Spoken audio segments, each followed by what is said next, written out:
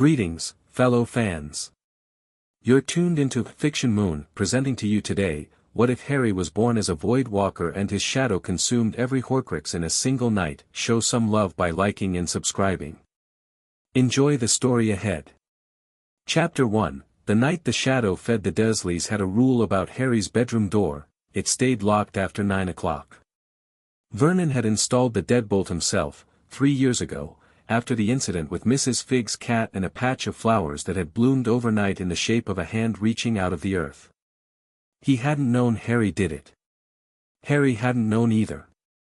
But the flowers had been there in the morning, and the lock had gone on the door by afternoon, and nobody had said a word about either.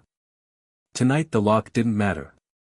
Harry lay on his cot in the cupboard under the stairs. He'd been moved back after Dudley's second bedroom had filled up with broken toys, and stared at the ceiling in the dark.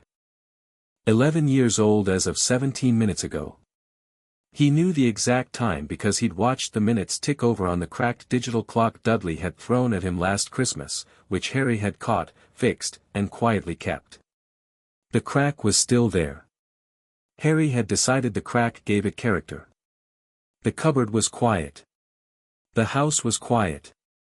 Outside, number 4 Privet Drive was doing what it always did, existing in a state of aggressive, well-maintained normalcy. Trimmed hedges. Washed cars. Curtains drawn against anything interesting.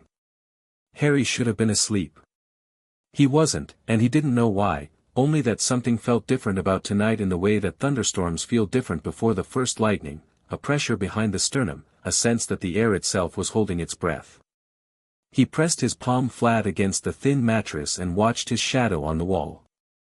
The single crack of orange streetlight that crept under the cupboard door threw everything into dim relief, the shelf of broken things above him, the dust motes hanging like miniature planets, his own shadow pooled against the wall beside him, shaped roughly like a boy lying down. He watched it. The shadow moved. Not the way shadows moved when you shifted, not reactive, not mimicking.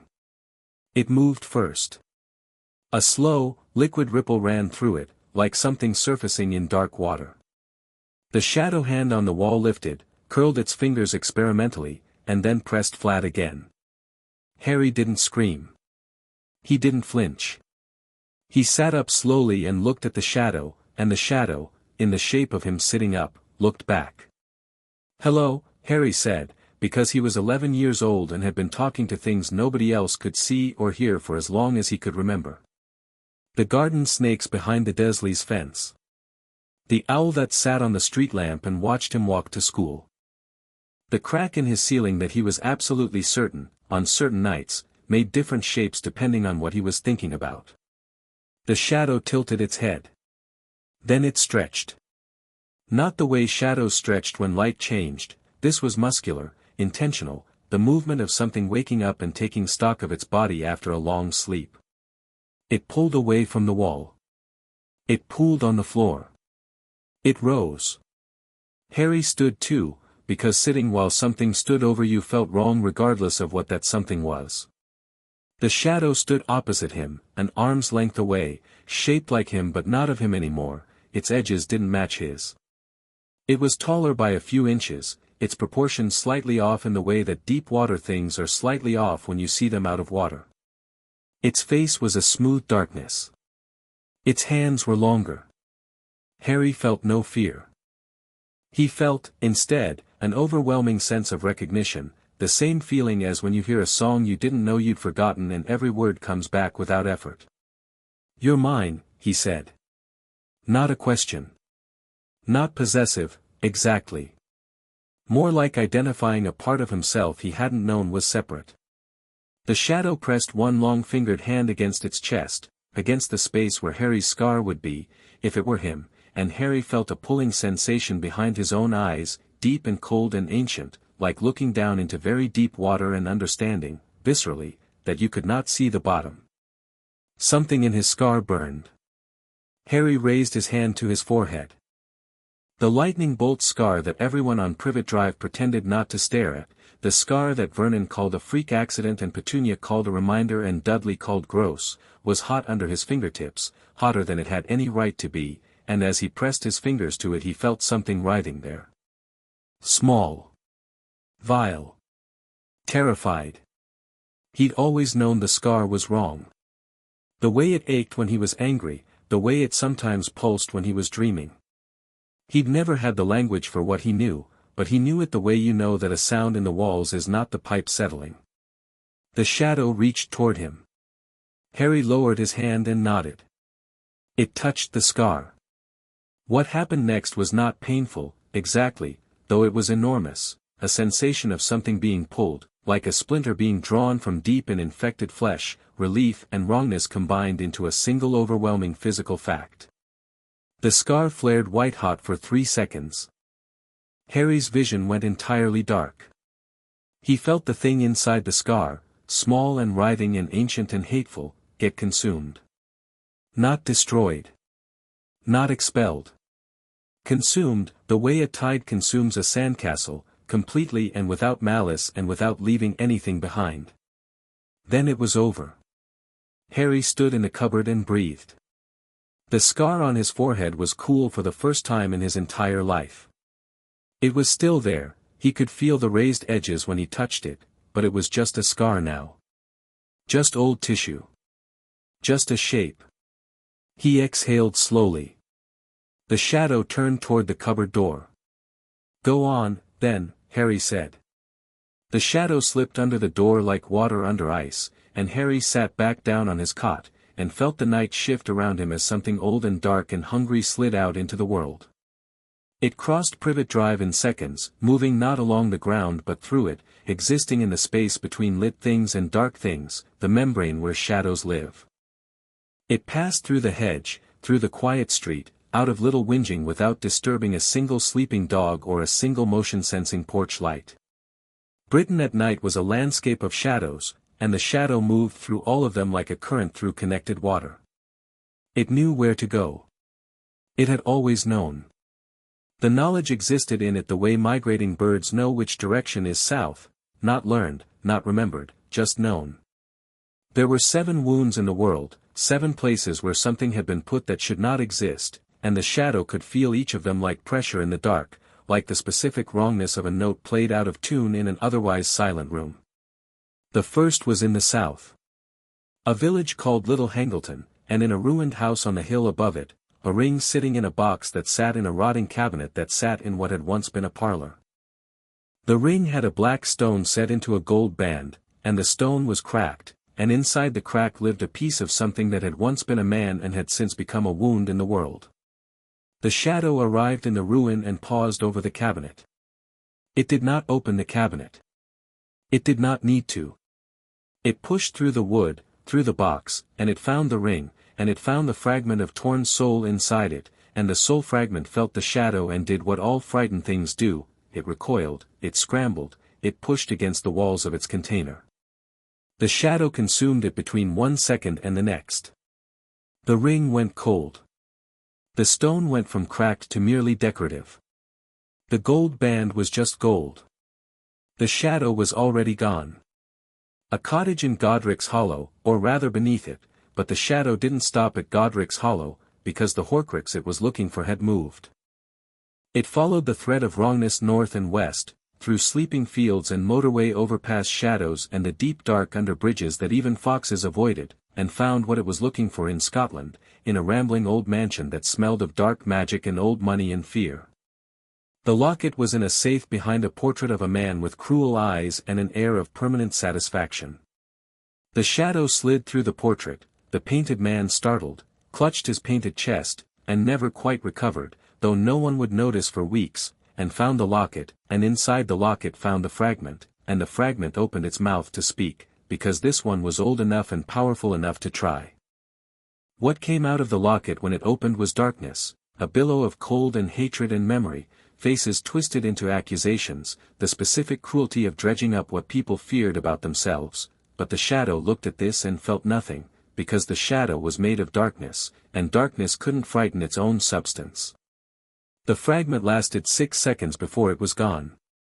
3 more, in rapid succession, the cup in a vault at Gringotts, which the shadow reached by sliding through the bank's foundations rather than its doors, bypassing every ward and thief's downfall and goblin guardian without triggering a single alarm, because wards were made to stop things that existed in the physical world, and the shadow at this moment was barely physical at all. The cup sat on a pile of treasure that multiplied on contact, but the shadow didn't touch the gold, only the cup, only the fragment inside the cup, and then it was gone before the dragon on the lower levels even shifted in its sleep. The diadem was in a place that was both inside and outside, a vast hidden room piled with centuries of discarded things, and the shadow wound through towers of broken chairs and cracked cauldrons and forgotten contraband until it found the diadem hanging on a stone bust, looking beautiful and dignified and rotten at its core. The diary had been moved to a manor in Wiltshire. It sat in a drawing room in a locked case, surrounded by other artifacts that radiated dark magic like heat from an oven.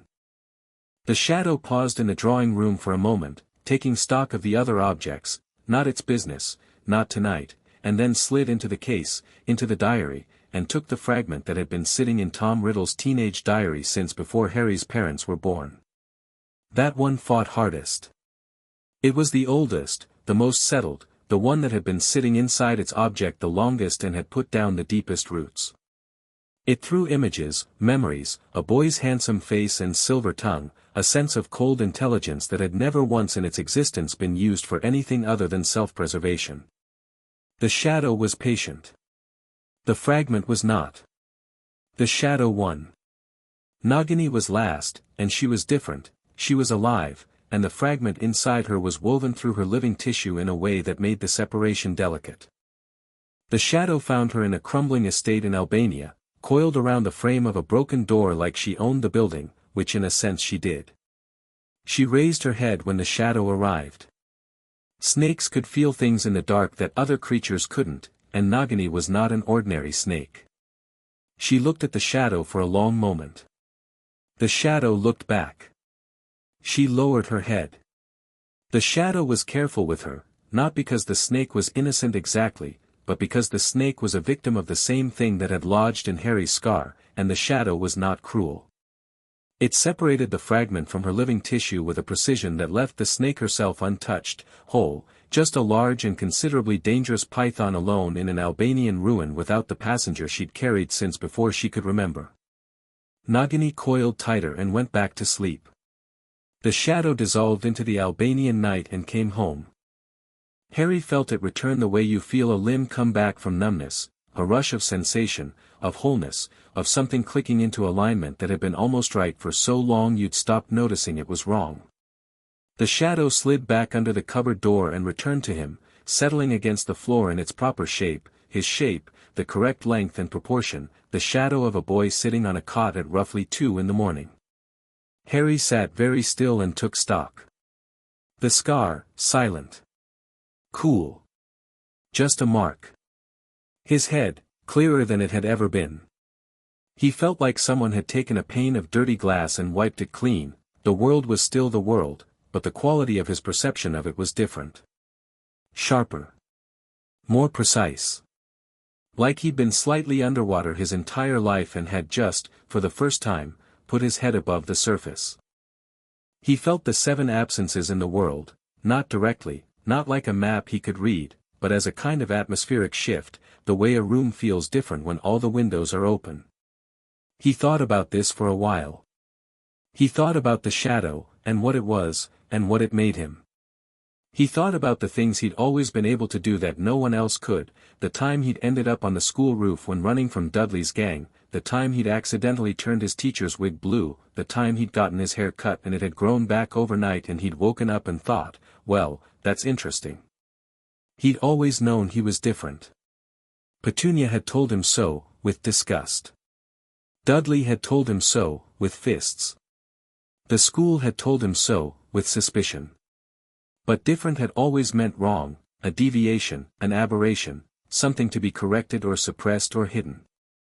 Sitting in his cupboard at 2 a.m. with his shadow eating something back and his scar finally quiet, Harry Potter thought, clearly, completely, with no contamination from 11 years of being told he was worthless, no. Different means something else. Different means this. He lay back down on the cot. He slept the best he'd slept in his entire life. He was already awake, already dressed, and already sitting on the front step drinking a glass of water when the motorcycle sound resolved itself in the air above the street. He'd heard it from inside, or felt it, more accurately, the same way he could feel his shadow moving, a kind of atmospheric knowledge that bypassed his ears entirely and arrived as certainty. He was there when the enormous man landed the enormous motorcycle at the curb, killed the engine, and spent a moment struggling to extricate himself from a vehicle not designed for his dimensions. Harry watched this with interest. The man was the biggest human being he had ever seen, not fat, not like Vernon was fat, but large, in the way that certain geological features were large, with a beard that could have harbored small wildlife and hands the size of dinner plates. He wore a massive moleskin coat and had a general air of being slightly too much for any given space. The man looked up and saw Harry sitting on the step. He stopped. He blinked. He glanced at the door, then back at Harry, with the expression of someone whose carefully prepared speech had just been rendered irrelevant. "You're Harry Potter," the man said. "Yes," Harry agreed. Well, I was gonna knock." The man looked at the door again, then at Harry, then scratched the back of his neck, which was approximately the width of a tree trunk. "How long have ya been sittin' there?" 20 minutes or so, Harry said. "I heard the motorcycle. Or felt it, I'm not sure which." He tilted his head. "You came from the school, didn't you?" "Hogwarts." The man stared at him. "You're not, they said ya didn't know Abu," he stopped. Started again. "How'd ya know Abu Hogwarts?" Harry considered the question. "I'm not sure I can explain it properly," he said honestly. "I know things sometimes without knowing how I know them. Hogwarts feels real and solid and important in a way that most things don't. Like it's been there for a long time and it wants to keep being there." He paused. "Is that strange?" Well. The man sat down on the step next to Harry, which caused the step to creak in a way that suggested it was reconsidering its life choices. Yeah. Normally I tell people. There's the whole, I've got a letter." He produced an envelope from somewhere in the coat's depths and held it out. Harry took it. He already knew what it would say in the broad strokes, but he opened it anyway, because the letter was real and specific and deserved to be read.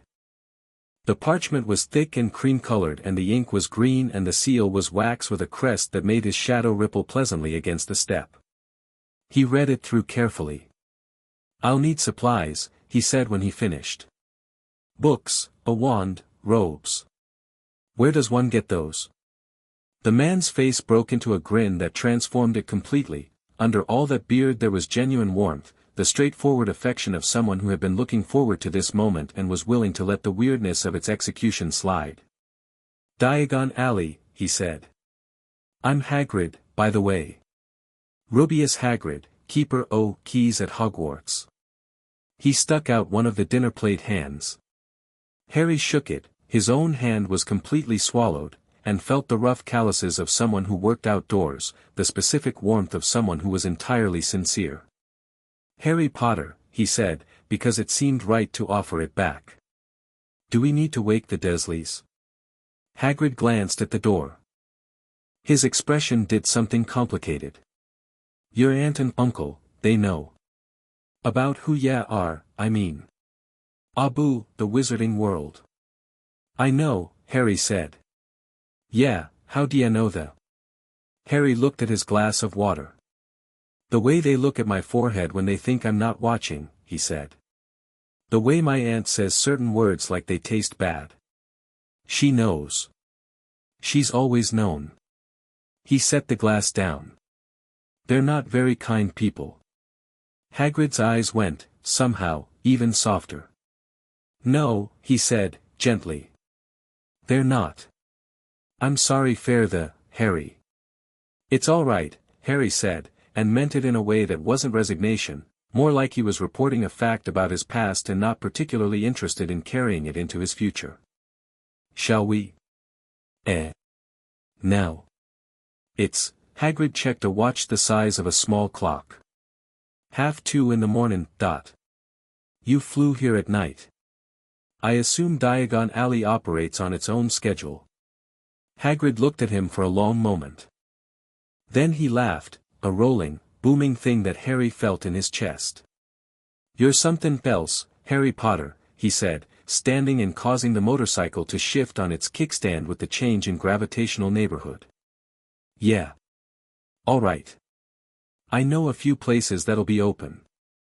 And we ought to get ya a wand before anything else. Ollivander doesn't close, never has, reckons magic doesn't keep business hours. He paused. We'll need to wake your aunt and uncle fair the vault key. Gringotts, Harry said. There's money. Your parents left ya well provided for, yeah. Harry thought of his parents in the abstract, a green flash, a woman's voice he mostly heard in dreams, a man's laugh he'd reconstructed from the way strangers occasionally looked at his face and went quiet. He felt the loss of them as something real and permanent and heavy, but not as something that defined him. It was a shape in him, not a foundation. Right, he said, standing. I'll wake Uncle Vernon. He went inside. In the kitchen, he turned on a single light, took a piece of paper from the notepad Petunia kept by the phone, and wrote, going to London for school supplies. Back by evening. He put it on the kitchen counter, waited with the salt shaker. Then he went upstairs, knocked twice on Vernon's door, and waited. Vernon opened it in his dressing gown, face already arranged in a preparatory snarl. He looked past Harry, saw Hagrid filling the doorway downstairs, and went approximately the color of old chalk. Vault key, Harry said. 4 Gringotts. Mum and Dad's money. What, how, the key, Uncle Vernon. Vernon, confronted with Harry's absolute calm and Hagrid's absolute size, made a sound like a particularly unhappy kettle and went to get the key. Diagon Alley at 3 in the morning was its own thing entirely. Harry had expected it to be quiet, the way London was quiet in the small hours, that particular urban quiet of empty streets and closed shutters and the city breathing to itself. Instead, Diagon Alley breathed differently. The leaky cauldron was technically closed but yielded to Hagrid's knock and the landlord's squinting recognition, and then they were through the arch and into a street that was genuinely awake, if not at full volume. There were witches and wizards moving in the shadows of the cobblestone street, a few shops throwing amber light into the lane, a pair of owls conducting some kind of transaction on a post, the smell of strange ingredients and old wood and something that was almost ozone but wasn't. Harry stopped at the entrance to the alley and looked at all of it. He felt it look back, the whole street, the whole world behind the leaky cauldron, the whole enormous fact of magic existing alongside the world he'd grown up in, real and ridiculous and magnificent. His shadow spread slightly under the lamplight, reaching past its natural boundary in all directions before settling again. All right? Hagrid asked. Yes, Harry said. It's beautiful. Hagrid beamed. Gringotts was first, the bank rose white and imposing even in the small hours, and the goblins at the door didn't blink at the hour, only at Harry. He noticed them noticing. The tellers inside made that same fractional adjustment, the sharpening of focus, the slight pause. He filed this away without drawing attention to it. His vault was exactly as Hagrid had described, enormous, stuffed with gold, clearly the result of generations of accumulation. Harry took a reasonable amount, enough for everything he'd need, with enough left over to not have to think about it for a good while. He wasn't going to be extravagant, but he also wasn't going to be careful the way poor people were careful. He was practical. The goblin who escorted them, a sharp-faced individual named Griphook who had looked at Harry with an expression of careful assessment since they'd entered, cleared his throat as they were returning from the vaults. Mr. Potter, Griphook said. Yes. There are certain irregularities noted in your account records. Items that were registered to your family and that no longer register the same magical signature they carried previously. He paused delicately. This pertains to artifacts not stored in this bank. Harry looked at him. Griphook looked back. There was a beat of mutual understanding. Harry was relatively certain the goblin had felt something with the cup in the Lestrange vault, or at least noticed an absence that hadn't been there yesterday. Irregularities do happen, Harry said pleasantly. I imagine the relevant parties will notice in time. Quite, Griphook said, and said nothing else, but his eyes were thoughtful all the way to the door. Madame Malkin's robes, the apothecary for basic potion ingredients, the bookshop. Hagrid watched with something between bemusement and awe as Harry moved through these stops with methodical efficiency, reading ingredient lists, asking precise questions about which editions of textbooks were the most comprehensive rather than just the required ones, adding supplementary texts the book list didn't mention. Most kids just get what's on the list, Hagrid said, watching Harry add advanced magical theory and a slim, unmarked volume on shadow-related magical traditions to his pile. I'm interested, Harry said simply. In what, exactly? Harry considered the question. In what I am, he said. And what I can do with it. And whether there are other people who've been what I am before. He glanced at the unmarked volume. That one's in Old Norse originally, but the translation looks accurate. There are 3 mentions in here of something called a skuggaforandi, a shadow walker. I want to read them. Hagrid stared at him. Yeah, read Old Norse. No, Harry said cheerfully. But I expect I'll learn. Ollivander's was last, and Ollivander was exactly as awake as Hagrid had suggested. The wand maker answered the door in his normal clothes, which gave the impression of a man who simply didn't sleep rather than one who had been woken, and his pale eyes went to Harry's forehead immediately. Harry Potter, he said, in a voice that managed to be both perfectly ordinary and deeply portentous. I wondered when you'd come. He stepped back to let them in. I remember every wand I've ever sold. Every single one. The shop smelled of wood shavings and something older, something that had no name Harry knew yet. He stood in the middle of it and felt the wands around him the way he felt other things, not with his skin but with whatever sense it was that operated underneath his other senses, the one that had been clear and unobstructed since tonight. Some wands were interested. Some weren't. A few were actively curious in a way that wasn't curiosity at all but recognition. Oh, you again, as if they'd been waiting. Interesting, Ollivander murmured, watching Harry's face. He hadn't offered a wand yet. He was watching. You feel them. Some of them, Harry said. Which ones? Harry looked around the shop. Without moving, without thinking very hard, he pointed to a shelf behind and to the left of Ollivander's head. That one. Ollivander turned. Reached. Came back with a box that looked older than the others. The wood was darker, the velvet inside slightly faded. He opened it. The wand was 11 inches, with a core that Ollivander told him was a single tail feather from a phoenix that had donated only one other feather in its long life. The wood was dark and the grain of it ran in a pattern that reminded Harry, irrelevantly, of the way his shadow moved when he wasn't watching it. He picked it up. The warmth that went through him was not a surprise. It was a confirmation, the same feeling as hearing a song you'd forgotten you knew. The shadow at his feet spread 3 inches in every direction and then settled, pleased. Ollivander looked at the shadow. Looked at Harry. His expression was that of a man who has seen many extraordinary things in a long life and has just encountered something that rewrites the category. You know, he said, very quietly, the other wand with this feather, the feather from the same bird, I gave it to another. 13.5 inches, Voldemort's wand, Harry said. Ollivander's eyebrows went up. You know about him. I know what I need to, Harry said. He turned the wand once in his hand. 11 inches felt exactly right. Thank you. For the wand, and for being open this late. He paid. He left. Hagrid followed him out in the particular silence of someone who has a great many things to say and isn't sure any of them are quite right for the moment. They were at the entrance of the alley, Diagon Alley coming to its small hour's end around them, when Hagrid finally said, You're something I've never seen before, Harry. I know, Harry said, without arrogance and without false modesty. He looked at the lantern light and the shadowed cobblestones and the sliver of the real London visible through the brick arch. Is that a problem? No, Hagrid said, firmly and immediately. No, there's not a problem. He paused. Dumbledore's gonna want to know about tonight. I expect Dumbledore wants to know about most things, Harry said. Hagrid didn't argue with that.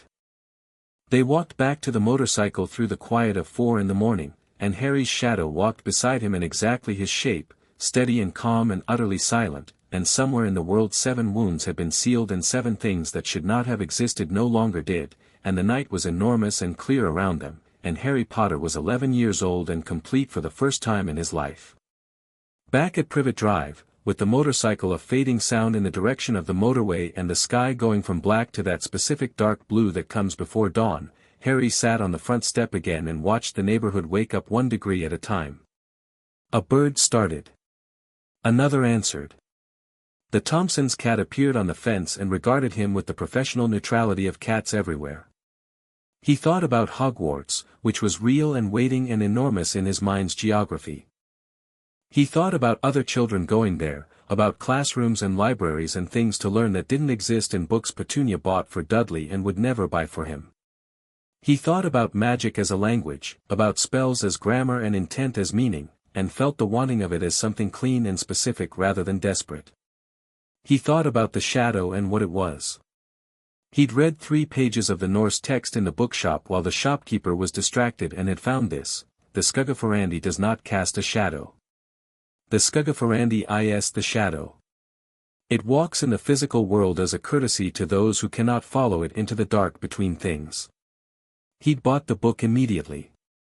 He thought about a man named Tom Riddle who had torn his soul apart for the sake of immortality, who had reduced himself to a fragment clinging to the back of a frightened man's skull, who had once been brilliant and was now a diminished and terrified thing scrambling at the edges of the world. He didn't feel pity exactly. He felt something more like the sadness of waste, all that intelligence, all that power, spent on fear. He thought about his parents. He let himself do that, really do it, without the usual curtailment that living with people who resented him had taught him. A woman with his eyes. A man with his hair. A house in Godric's Hollow that had been a home before it became a monument. He let it ache. It did. It was real and it didn't stop being real, but it also didn't swallow him, because the ache was surrounded by something stable, the certainty of himself, the groundedness of knowing what he was even if he didn't yet know everything it meant. He was Harry Potter. He was a void walker. His shadow had eaten the dark night whole and come back satisfied, and now the world was different and he was standing at the beginning of something enormous. He was not afraid. He was, if he was honest with himself, tremendously interested. The sky went from dark blue to gray to the specific tentative pink of a summer dawn, and Harry Potter sat on the step of number 4 Privet Drive and waited for his life to begin, and his shadow sat patiently beside him in the shape of exactly who he was. Chapter 2, The Boy Who Walked in the Hogwarts Express left at 11. Harry knew this because the ticket Hagrid had given him said so, and because he'd been awake since 5 thinking about it. He'd packed the night before, everything folded with a precision that the Dursleys would have found suspicious if any of them had been inclined to look, which they weren't. Vernon had handed over the vault key and retreated into a kind of aggressive non-acknowledgement, as though Harry's existence were a minor household inconvenience he could simply decline to engage with. Petunia had looked at the trunk once, at Harry's face once, and then found something urgent requiring her attention in the garden. Dudley had tried to sit on the trunk and Harry had said, quietly, "I wouldn't," and something in his voice had made Dudley stand back up without quite knowing why. The taxi to King's Cross was uncomfortable in the specific way of things that are physically fine but emotionally loaded. Vernon drove. He said nothing the entire way. When he pulled up to the station and Harry got out and wrestled the trunk onto the pavement, Vernon put the car in drive before Harry had fully closed the door. Harry watched the car go. He felt nothing dramatic about it, not relief, not grief, not the specific burning of rejected affection. Just a noting of facts. That was a man who had been given something extraordinary to care for and had found it inconvenient.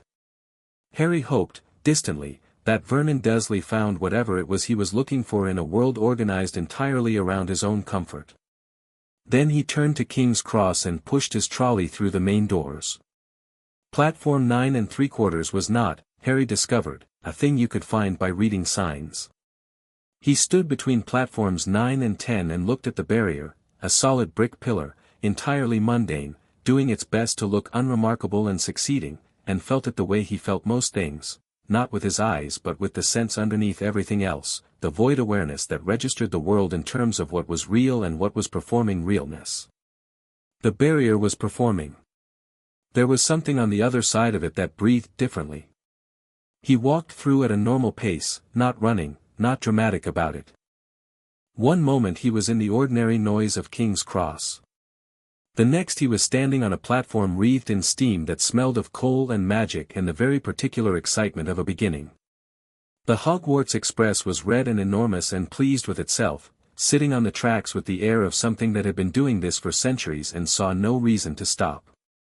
Harry loaded his trunk into an empty compartment near the middle of the train, settled Hedwig's cage. Hedwig herself was somewhere overhead, having declined to be transported in a cage, and communicated this via a single imperious look at the latch, and sat down to watch the platform. It was extraordinary, as spectacles went. Families in robes, families in muggle clothes, owls and cats and toads, children who looked nervous and children who looked bored, and one boy who was attempting to levitate his own trunk with a wand he clearly wasn't yet supposed to be using, while his mother pretended not to see. Harry watched all of it with the calm attention of someone at a nature documentary who finds every species genuinely interesting. He was watching a family of redheads navigate the platform. There appeared to be 6 of them plus a mother, organized in descending order of size, when the compartment door slid open. The boy who leaned in had red hair, a smear of something on his nose that was either ink or dirt, and the expression of someone who has been traveling with 5 siblings long enough that any compartment with only one person in it looks like paradise. "Everywhere else is full," he said. "Can I?" "Yes," Harry said. The boy dragged in a battered trunk, shoved it into the overhead rack with the ease of long practice, and dropped into the seat across from Harry. He had freckles on top of freckles and blue eyes and a general air of energetic decency. His robes were slightly worn at the cuffs. "Ron Weasley," he said. "Harry Potter." Ron's eyes went immediately to Harry's forehead, not to the scar specifically, Harry thought, but to the space where he'd heard there was a scar, and then, to his credit, back up to Harry's face with only a brief stop. "Right," Ron said. "Brilliant." A pause. "Sorry. Mum told me not to stare." "You weren't staring," Harry said. "You were checking. There's a difference." Ron considered this. "Is there?" "Staring implies you don't care whether the other person notices. You cared." Another pause. Then Ron grinned, a wide, slightly lopsided thing that reorganized his whole face. "You're strange," he said, in the tone of someone offering a compliment.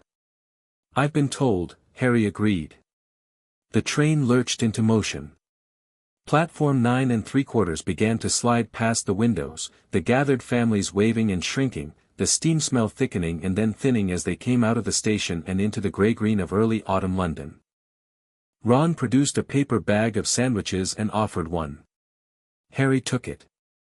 They ate in the comfortable silence of people who've already established the basic fact of each other's company and don't feel the need to fill every gap with words.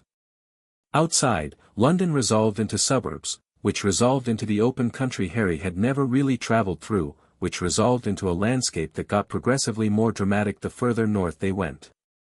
"How many siblings?" Harry asked, when the sandwich was done. 5 brothers, 1 sister.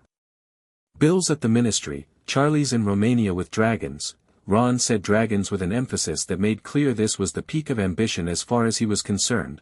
"Percy's head boy this year, dead boring. Fred and George are 5th years and they'll probably get expelled before Christmas, and Ginny's starting next year."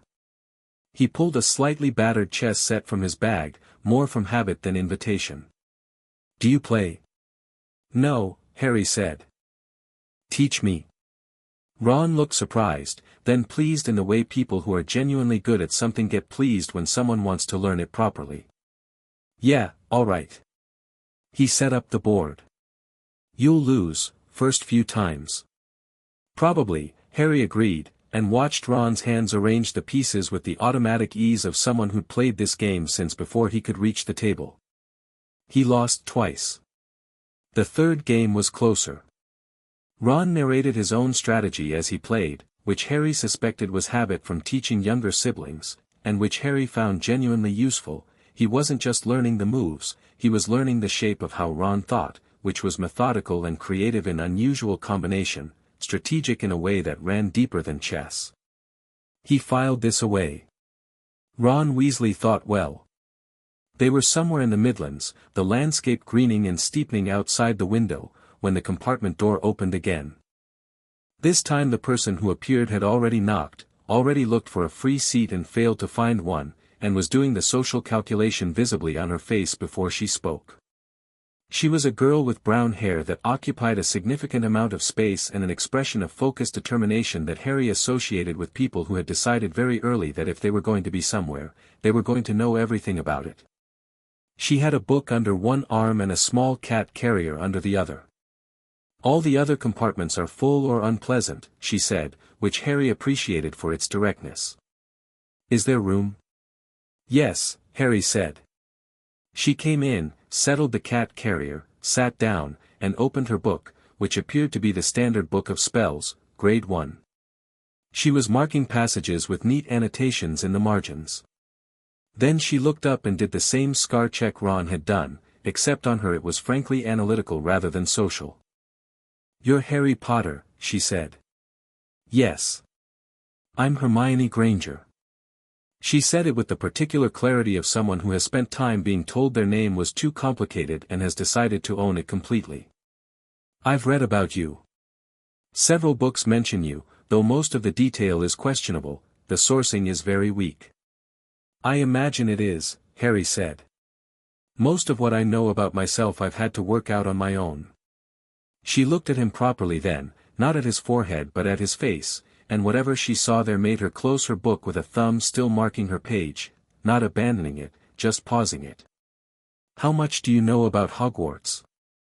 I've memorized all the coursework and done preliminary reading on the practical elements, Hermione, Ron said, in a tone suggesting this was not the first time he'd heard someone begin a sentence this way.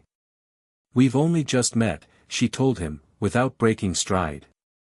I know, Ron said. But you started at memorized, which is a bit thorough. I was gonna say intimidating. Hermione looked at Ron with the particular expression of someone reassessing a first impression in real time. You're a Weasley, she said.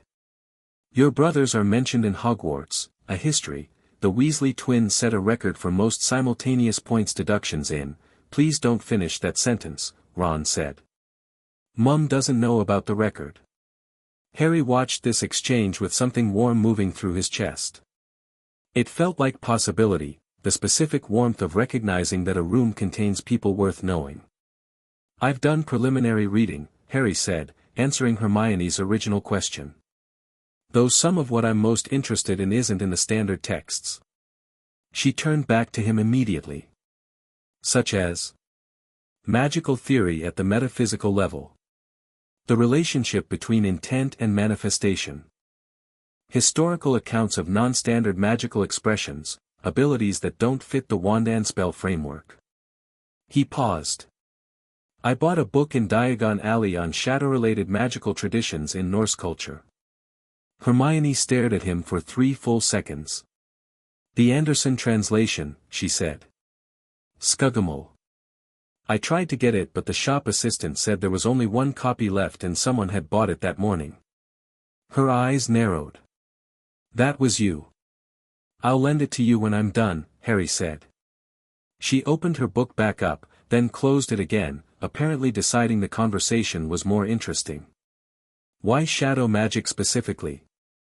Personal relevance, Harry said. She waited for elaboration. Harry didn't offer any.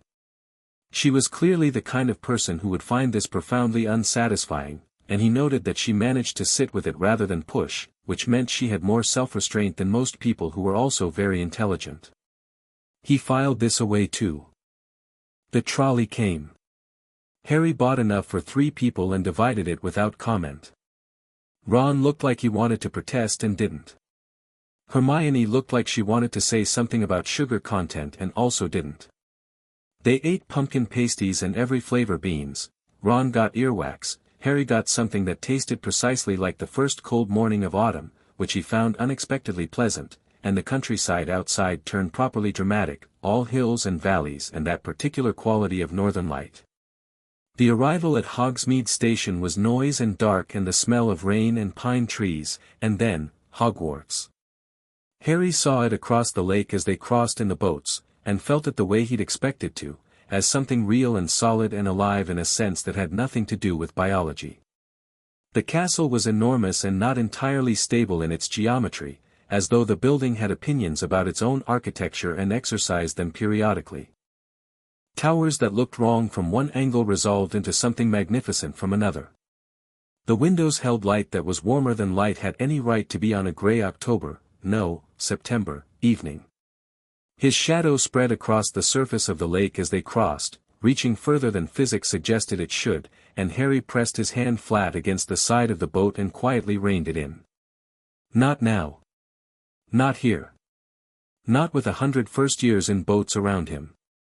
Ron, sitting beside him, hadn't noticed. Hermione, across the boat, had. She was looking at the water where the shadow had briefly extended, then at Harry, with an expression of pure scientific fascination overlaid with very deliberate casualness. "Cold on the water," she said, which was true enough. Yes, Harry agreed, and she accepted this, and neither of them said anything else about it.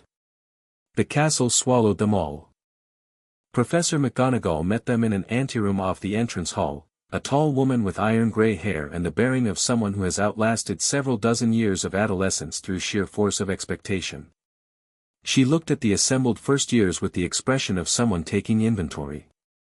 Her eyes stopped on Harry for 2 seconds longer than anyone else. Then she moved on. "You will be sorted into your houses shortly," she said, in a voice that didn't suggest she was interested in negotiation. "The method of sorting is a matter between you and the sorting hat, and I expect you to comport yourselves with dignity." A pause that managed to communicate that dignity was not something she considered guaranteed. "Follow me." The great hall it was a lot. Harry had expected large. He hadn't quite expected the ceiling, which was not a ceiling but the actual sky, or the floating candles, or the 4 long tables of older students all turning to look as the first-years filed in.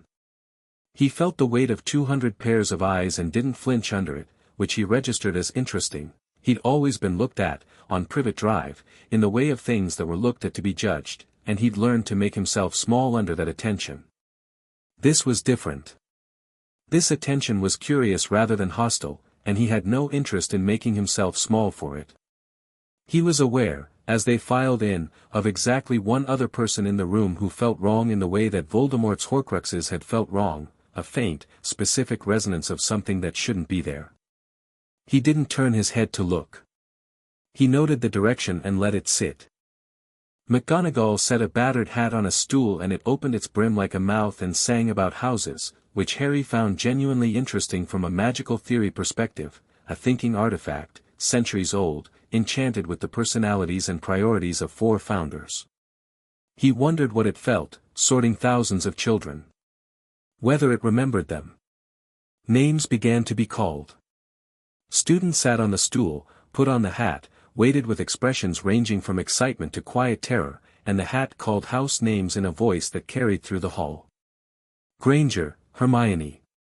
The hat sat on Hermione's head for barely 5 seconds. It seemed to consider, make up its mind, change its mind, make it up again in a single compressed rush of deliberation, and then shouted, "Gryffindor," to the particular table that erupted in the loudest applause. Hermione walked to it with her chin up and a small, involuntary smile cracking through the dignified exterior. "Potter, Harry." The hall went quiet. Not the ordinary between names quiet, a specific silence, weighted and expectant, the silence of a room in which everyone knows they are watching something significant. Harry walked to the stool, sat, and let McGonagall settle the hat over his head. The hat's voice was interior, a dry old presence that arrived in his mind the way void awareness arrived, not through his ears but through some channel underneath. "Well," it said. "Now this is unusual." "I expect so," Harry thought back. "You're a void walker." The hat's mental voice was not alarmed. It was the tone of someone who has seen most things and maintained academic interest in the remainder. "I've not sorted one of you in 4 centuries. The last one was, well. She didn't have a happy time of it. The world wasn't ready. Is it ready now?" "The world is never ready," the hat said, "but you seem to be, which is arguably what matters." He felt it sorting through him with the practiced efficiency of something that had done this thousands of times, not reading him exactly, more like triangulating him from multiple angles simultaneously. "You do well in any house. You have the courage for Gryffindor, the ambition for Slytherin, the logic for Ravenclaw, the loyalty for Hufflepuff." A pause. "Though ambition feels wrong, you're not hungry for power, you're hungry for truth, which is a Ravenclaw quality dressed in different clothes." "Where would I do the most good?" Harry asked. The hat was quiet for a moment. This seemed to surprise it, the question, not the silence. "Most students want to know where they'd be happiest." "Same thing, for me." "Gryffindor," the hat said, with the confidence of a thing that has triangulated something correctly. "Because you will need people around you who act on principle, and Gryffindor produces more of those per capita than anywhere else, despite the bravado. Also because the alternative options would waste half your time on politics." "Fair," Harry thought. "Gryffindor." The Gryffindor table erupted. Harry set the hat on the stool, stood, and walked to the table. As he walked, he was aware of 2 things, the Gryffindor table's noise, which was warm and genuine, and the total silence from the Slytherin table, which was a different kind of notable. He sat beside Hermione, who moved her things to make room without being asked. Ron was sorted moments later, the hat barely touched his head before calling Gryffindor, and Ron dropped into the seat on Harry's other side with the specific relief of someone who has worried about something their whole life and discovered the worry was unnecessary. "Knew it," Ron said, with a grin. "But still." He looked at the food appearing on the table and immediately forgot whatever he was going to say next. Harry looked at the staff table. Professor Quirrell was easy to identify, the stammer and the purple turban featured in every physical description Harry had encountered. He looked nervous, which was consistent with a man with someone else living on the back of his head. He also looked directly at Harry twice in the first 10 minutes, with an expression that Harry thought was fear dressed up as curiosity. Harry noted this with the same calm attention he'd applied to Griphook's calculated looks in Gringotts. He was being assessed. Everyone tonight was assessing him, most of them with excitement, some with concern, one with fear. He ate and let himself be assessed. The man at the center of the staff table, old, enormously bearded, half-moon spectacles, dressed in robes that managed to be both eccentric and authoritative, looked at Harry precisely once during the entire feast. It lasted maybe 3 seconds. Harry looked back. Dumbledore's eyes were blue and very old and sharply intelligent, and in 3 seconds he communicated, without saying a word, that he was extremely interested and also that he had been expecting something other than this. The something other was unclear. Harry suspected Dumbledore himself wasn't sure what he'd expected, only that Harry Potter, sitting at the Gryffindor table eating treacle tart with the complete composure of someone who had been here before, was not it. Harry broke the eye contact first, not because he felt outmatched but because the food was actually very good and Hermione was saying something about the sealing charm that he wanted to hear. After the feast, after the headmaster's speech, after the prefect-led procession of first-years through corridors that moved and staircases that changed their minds, they arrived in Gryffindor Tower. The common room was round and warm and red, full of squashy chairs and portraits that looked at Harry with the same interest the rest of the castle had been looking at him with since he arrived. Harry found his dormitory, found his bed, and was about to sit down when a voice behind him said, "Didn't think Gryffindor was the right house for a Potter." He turned. In the doorway stood Draco Malfoy. Harry had heard his name at the sorting, heard his father's money in the crispness of his vowels, seen the Slytherin green tie that he was now conspicuously not wearing, which meant he'd come up here deliberately, which meant the visit was calculated. Malfoy was a little taller than Harry, blonde, with a face arranged in the permanent expression of someone practicing looking effortlessly superior. He was flanked by two larger boys who radiated the specific energy of people whose job was to stand nearby and look large. "I'd have thought, given your reputation, Slytherin would have been more appropriate," Malfoy said. He was working a speech, Harry could hear it. This was an offer dressed as an insult, a test to see whether Harry would push back and reveal himself as insecure, or defer and reveal himself as acquiescent. Either result gave Malfoy something to work with. Harry looked at him for a moment. "Why?" he asked. Malfoy blinked. "Because Slytherin is, where your family was sorted," Harry said. "Yes. What does that have to do with what's appropriate for me?" A pause. The flanking boys exchanged a glance. "My father says, your father knows me how, exactly?" Harry asked. His voice was curious, not hostile. Genuinely curious. He was looking at Malfoy the way he'd looked at the wands in Ollivanders, trying to understand the thing rather than react to it.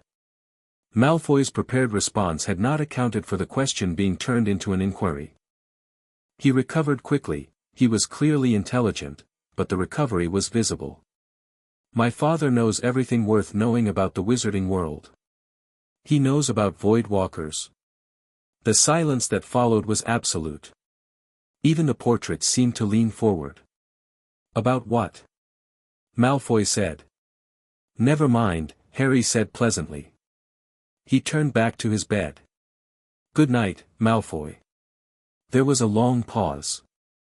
Harry could feel Malfoy calculating the situation, trying to find the angle, the leverage, the way back to a conversation that had somehow slipped entirely out of his control. Harry wasn't performing disinterest. He was actually, genuinely finished with the conversation, which was, he suspected, the thing Draco Malfoy found most unsettling about it. You couldn't one-up someone who wasn't playing. Malfoy left. The flanking boys followed. Ron appeared from the bathroom doorway, where he'd been listening with naked appreciation. "That was brilliant," he said. "He's not stupid," Harry said. "He'll come back with a different approach." "But Ron made a gesture. "Probably," Harry said. Ron grinned. He sat on his own bed, a few feet away, and after a moment said, more quietly, "What's a Voidwalker?" Harry considered the question and the person asking it. Ron Weasley had played 3 games of chess with him today, had shared sandwiches without being asked, had looked at Harry's forehead and then deliberately looked at his face instead, and had spent the entire feast talking to Neville Longbottom, who had lost his toad for the 5th time and looked like he was reconsidering all his choices, with the straightforward kindness of someone who helped because it was the natural thing to do. "It's what I am," Harry said. "I'll explain it better when I understand it better myself." Ron nodded, taking this at face value, which Harry found deeply refreshing. "Fair enough," Ron said, and put out his light, and went to sleep. Harry lay in the dark and felt the castle around him, the inhabited dark of a building that had been filled with magic and intention for 1,000 years, that had its own consciousness in some diffuse, architectural sense. The stones knew things. The portraits slept with their eyes closed in frames that had held them for centuries.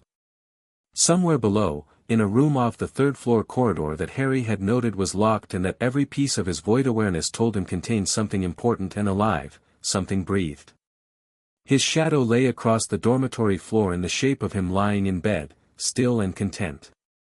He pressed one hand flat against the mattress and felt the castle breathe, and thought about a man with a purple turban and someone else behind his eyes, and thought about an old man with half-moon glasses who looked at people like chess pieces and then tried to make the look kindly, and thought about what it meant that he was here and whole and unburdened and everything that Voldemort had built to ensure his immortality was gone. He wondered when Voldemort would notice. He thought probably soon. He wasn't afraid of soon. He was, if anything, interested in what soon would look like, what a man who had built his entire existence on the premise of his own invincibility would do when that premise was removed. He suspected it wouldn't be graceful. Desperate people rarely were. Outside the tower windows, the Scottish sky was tremendous and clear, stars in configurations that Muggle astronomy didn't entirely account for, and Harry Potter lay in his first bed in a school that wanted him and felt, for the second time in 2 days, the very specific satisfaction of being exactly where he was supposed to be.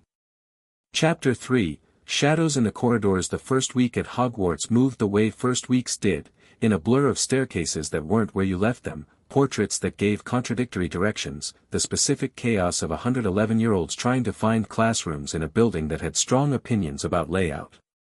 Harry moved through it without getting lost once.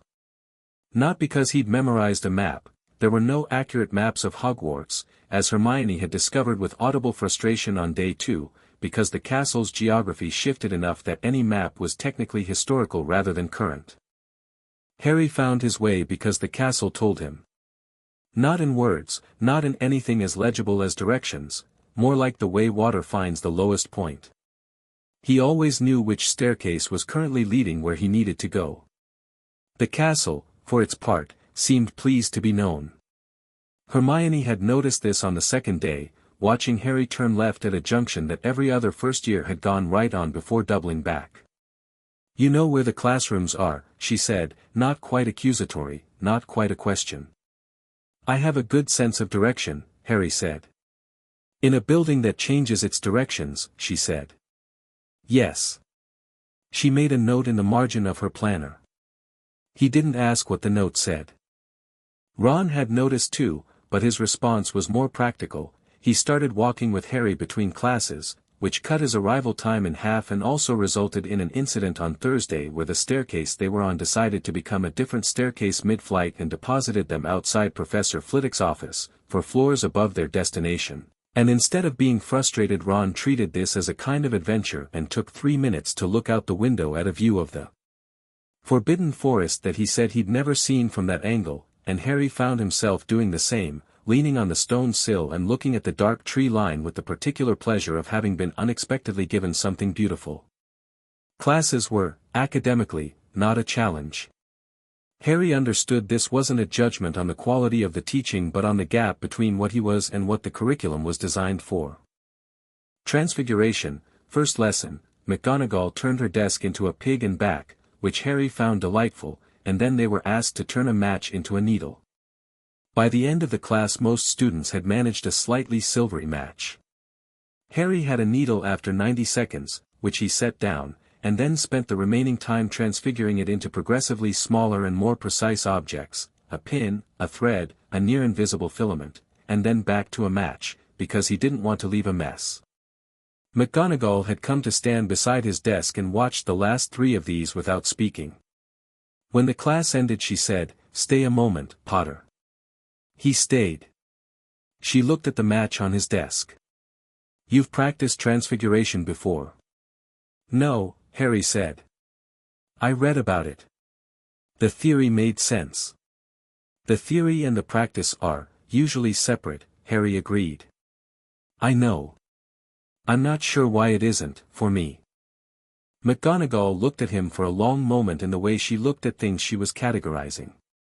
"I'll be setting you some additional work," she said. "Beyond the standard curriculum." "I'd like that," Harry said, and meant it entirely. Charms was similar. Flitwick had them working on the levitation charm, Wingardium Leviosa, while Flitwick himself stood on a pile of books to see over the desks and bounced with an enthusiasm that Harry found genuinely endearing.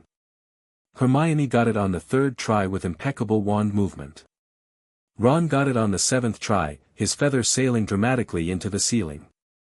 Harry got it on the 1st try, said, "Professor, what's the most advanced levitation variant currently taught at any WT level?" and spent the rest of the class working through Flitwick's annotated description of banishing charms while his classmates worked on their feathers.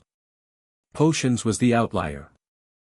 Not because Harry struggled, he didn't, but because Snape was the kind of teacher who performed teaching rather than doing it. using the classroom as a stage for the demonstration of his own intellectual superiority, which Harry found neither impressive nor threatening, just inefficient. He asked Harry, on the first day, the 3 questions he asked all Muggle-raised students, the same questions designed to highlight ignorance and establish hierarchy, and Harry answered all 3 correctly, which Snape received with the expression of a man whose stage direction has gone wrong. "Where did you read that?" Snape said, "About the Bezoar," with a particular inflection that suggested he doubted the answer. "The standard book of spells doesn't cover it," Harry said. "I found it in the 4th chapter of 1000 Magical Herbs and Fungi and cross-referenced it with Galpalot's theoretical work on antidotes. The logic holds. A Bezoar works as a general antidote because it functions as a universal binder for most common wizarding poisons, which makes it more reliable in emergency situations than a targeted counter potion because it doesn't require identification of the specific toxin." Snape looked at him. Harry looked back. Snape gave him neither points nor deducted any, which Harry found interesting. It was the response of someone calibrating rather than reacting. He didn't dislike Snape, exactly. He found him fascinating in the way that complicated, damaged things were often fascinating, a man who had built himself into a fortress so thoroughly that even the rooms he lived in had become fortified. There was real intelligence there, and something else underneath the intelligence that Harry's void awareness caught the edge of and identified, without judgment, as grief. He decided to be respectful in Snape's class and not perform competence any more than necessary. Not because Snape made him nervous, but because it cost nothing and was probably kinder. Defense against the dark arts was the one class Harry was genuinely cautious about. Not intellectually cautious. He knew the material better than any first year had any right to, and he'd read ahead in every defense text he could find in the school library during his first free period. He was cautious about Quirrell. Quirrell was a problem he hadn't yet solved. The man smelled of dark magic and fear and garlic. The garlic, Harry suspected, was Quirrell's own desperate attempt at a ward, which was both tragic and medically interesting, and every time Harry was near him the void awareness prickled in the specific way it had prickled over the Horcruxes, the signal of something present that should not be present. He'd known, from the first night in the Great Hall, roughly what Quirrell was. A vessel. An unwilling one, he suspected, or at least an increasingly unwilling one. The fear that lived in Quirrell's face whenever he wasn't performing his stammer was the fear of a man who had invited something in and couldn't get it out. He thought about this carefully, the way he thought about chess moves, forward from the current position, backwards from the desired outcome, sideways at the things that couldn't be moved. Voldemort was in the building. Reduced, diminished, anchored to a frightened man's head, but present. And Voldemort, Harry calculated, had not yet noticed that his Horcruxes were gone. If he had, the behavior in Quirrell would be different, more urgent, more frantic. The Voldemort fragment he sensed in Quirrell was watchful and cold and strategic but not yet desperate. He would notice. It was a matter of when, and Harry wanted to understand the building better before when became now. In Quirrell's class, Harry sat toward the middle, not front, not back, and answered questions correctly when called on and didn't when not called on. He watched Quirrell teach with the specific attention of someone watching a performance and monitoring the performer's heart rate. The stammer was partly genuine and partly constructed. When Quirrell forgot to stammer, usually when he was explaining something he found actually interesting, the man underneath the performance was visible for a moment, thoughtful, knowledgeable, someone who had once loved this subject before something else had moved in and started using it. After the class, Harry stayed as the others filed out, ostensibly to ask about the reading list. Quirrell looked at him when they were alone with an expression that was trying to be a teacher's neutral attention and was barely managing. "P. Potter," he said. "What can I, the section on protective counter curses," Harry said, keeping his voice easy and normal, maintaining 3 feet of distance, which was enough that Quirrell's discomfort was manageable. "The textbook says they work by interrupting the casting intent. But that implies the curse is conscious of itself. Does it actually have awareness, or is the textbook being metaphorical?" He asked because it was a genuinely interesting question and because it was the kind of question that required Quirrell to concentrate on answering rather than whatever else he was doing with his attention. The answer, when it came, was first the stammer and then, when Quirrell got interested despite himself, a clear and thoughtful explanation of how defensive magic worked at the intentional level, and Harry listened carefully and asked 2 follow-up questions and thanked him and left. In the corridor outside, he thought, 6 weeks, maybe 2 months. Then he'll know. He had 6 weeks to understand what Voldemort wanted badly enough to ride around in a professor's skull. He already had a theory about the 3rd-floor corridor. The library was where Harry spent most of his free time, which meant it was where Hermione spent most of her free time, which meant it was where Ron spent enough time to maintain the friendship even though his own natural habitat was clearly the common room or the chessboard or, increasingly, the grounds outside where the older students were doing Quidditch trials and which Ron watched from the stands with an expression of barely suppressed longing.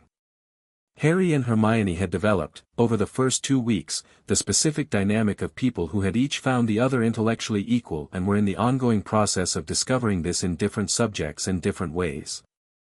She was better than him at rote application, she could reproduce a spell exactly as described in a textbook with flawless technique, reliable and precise.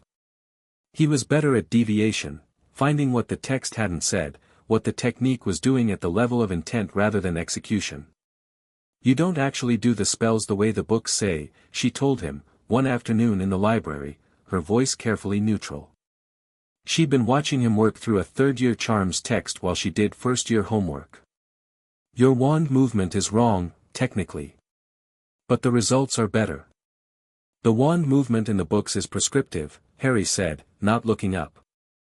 It's the movement that works for most people most of the time. It's not the only movement that works. How do you know which movement to use?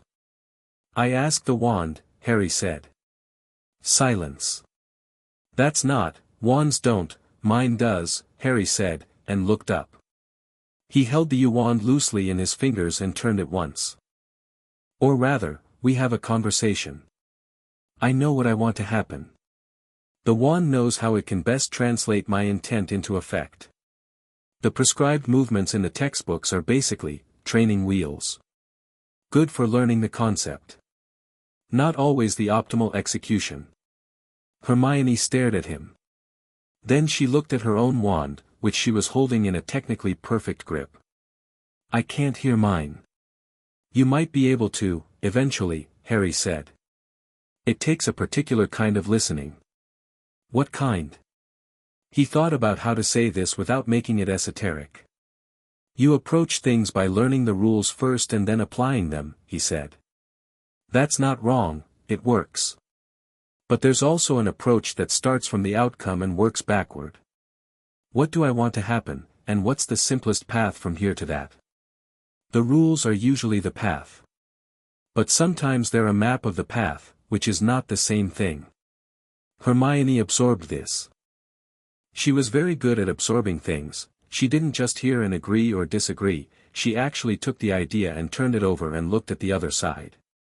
That's very Ravenclaw of you, she said finally. The Hat considered it, Harry said. You argued with the Sorting Hat. We had a conversation, Harry said.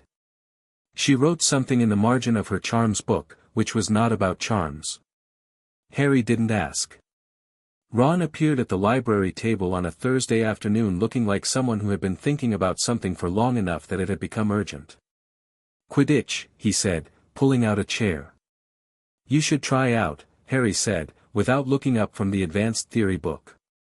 Ron stopped. How did you know I was going to? You've been watching the trials from the stands for 5 days and you have the expression of someone convincing themselves not to want something, Harry said. Try out. You're good. I've never played a real match, Ron said. You play strategy chess against yourself in your head during potions, Harry said. I've seen you. You have the spatial awareness and the quick tactical thinking. Quidditch is mostly those things plus broom control. He looked up. Try out. Ron sat down. He was quiet for a moment. Fred and George play, he said. They're brilliant.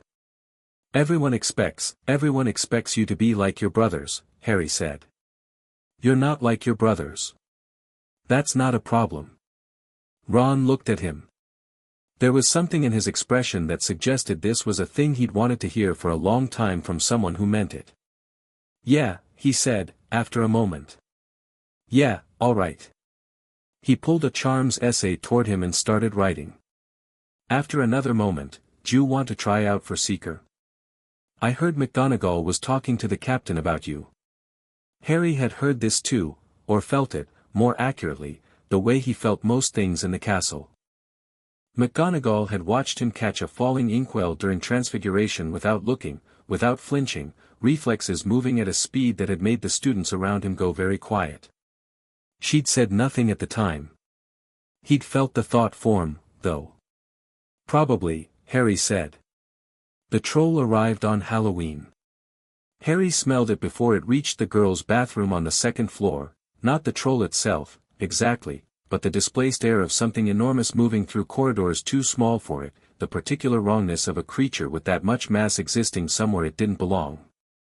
He was at dinner when the sensation of it reached him, and he was standing before Quirrell ran in with his hands in the air. "Troll, in the dungeon, thought you ought to know," Quirrell fainted. The explosion of sound that followed was extraordinary. 500 students all reacting to the word troll simultaneously was a sound you could feel physically. Dumbledore's voice cut through it with calm authority, directing them back to their dormitories. Prefects gathered their groups. Harry stood still in the surge of bodies and thought, the troll is not in the dungeon. It's on the second floor. And Hermione is on the second floor. He looked at Ron. Ron had already gone pale. "She went to the bathroom after, someone said something to her," Ron said. He looked like he was calculating and not liking the result. "Second floor," she said. Harry was already moving. Ron was beside him in 3 steps, neither of them discussing it, the decision made entirely through the logic of the situation rather than any deliberation. The corridors emptied fast under the prefect's herding, which made movement easy. Harry followed the wrongness of the troll's presence like a compass needle. It wasn't moving fast, too big and confused in the enclosed space, probably drawn inside by something or someone and now disoriented by the noise. They heard it before they reached it. The sound of something enormous moving with total disregard for the structural preferences of the corridor, the crash of something ceramic, and then, more faintly, from behind a door to the left, the sound of a girl's voice that started as words and became something less organized. Harry pushed open the bathroom door. The troll was 12 feet tall and the bathroom was not 12 feet in any relevant dimension. It had already destroyed 2 of the sinks, which lay in rubble at its feet, and it was currently raising a club the size of a young tree above Hermione, who had backed into the far corner and was looking at it with an expression of pure terror that had stripped away every layer of the composed, book-smart girl Harry had been sitting across from all month. The troll brought the club down. Hermione screamed. Harry's shadow shot across the floor. It wasn't a decision.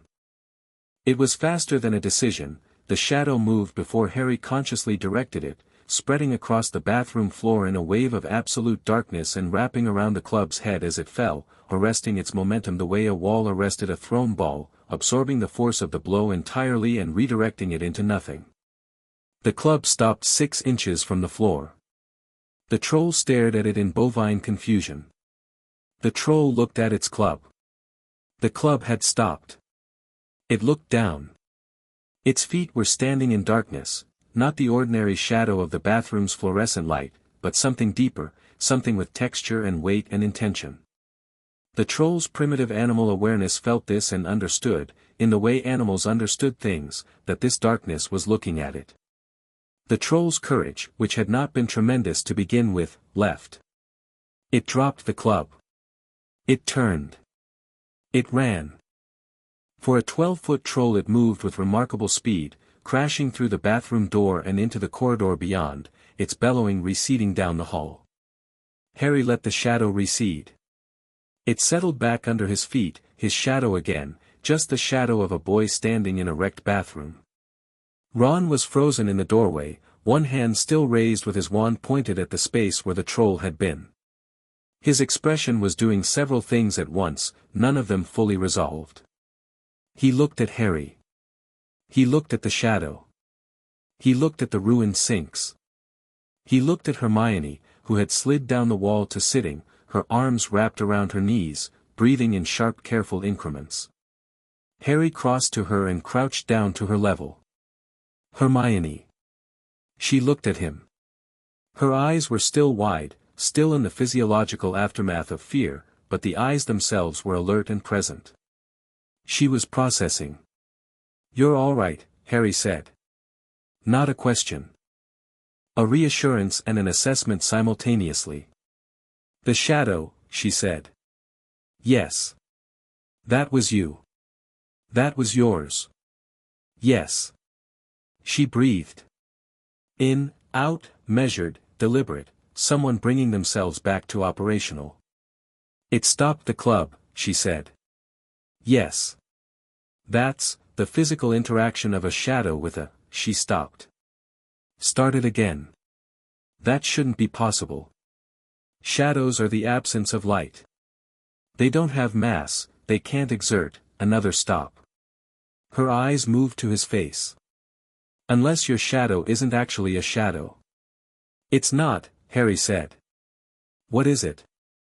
"I'll explain later," Harry said, which he'd said to Hermione Granger approximately 4 times in 2 weeks and which she received every time with the contained patience of someone who has been offered a check and trusts that it will clear. He stood and offered his hand. She took it and came to her feet. "Ron," from the doorway, said, "should we be gone when the teachers get here?" "No," Harry said. "There's no good explanation for why we're here that survives scrutiny, and attempting to leave will look worse than having a bad explanation. We stay and tell the truth. The whole truth."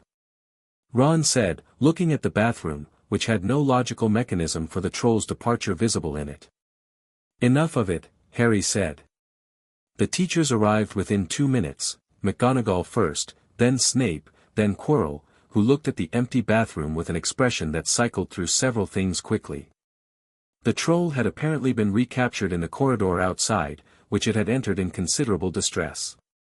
McGonagall's expression when she found them was the specific expression of someone who has prepared for anger and found something more complicated waiting for her. "Explain," she said. "Hermione was in the bathroom when the troll entered," Harry said. "Ron and I came to find her. The troll was startled by noise from the corridor outside and fled." This was technically true in every particular. Harry met McGonagall's eyes steadily. She looked at Ron, who was a slightly unusual color but nodded. She looked at Hermione, who said, in a voice that had mostly recovered its composure, "I would have been seriously injured without them." They were, a breath. They were very brave. McGonagall looked at Harry for a long moment. She looked at the destroyed sinks. She looked at the spot on the floor where the shadow had been, which showed nothing now except wet tile. 5 points to Gryffindor, she said, for presence of mind under dangerous circumstances. A pause. And 5 more each. Another pause, carrying the weight of things not being said. "Don't wander off again." She left. Snape lingered a moment, his dark eyes moving over the bathroom with that particular Snape thoroughness that missed very little. His gaze stopped on the same section of floor McGonagall had looked at and stayed there for a breath longer than everywhere else. Then he left without speaking. Quirrell was last. He looked at Harry, not at his scar but at his shadow, and then left quickly, and Harry noted that under the fear in Quirrell's face was something else, something the Voldemort fragment inside him was generating: recognition. He knows what stopped the troll, Harry thought. Or he suspects. Then the timeline just shortened. Walking back to Gryffindor Tower, Hermione fell into step beside Harry, Ron on his other side. The corridors were still emptying, students being herded, the castle's general noise level elevated by the evening's excitement. "Harry," Hermione said, quietly. "Yes."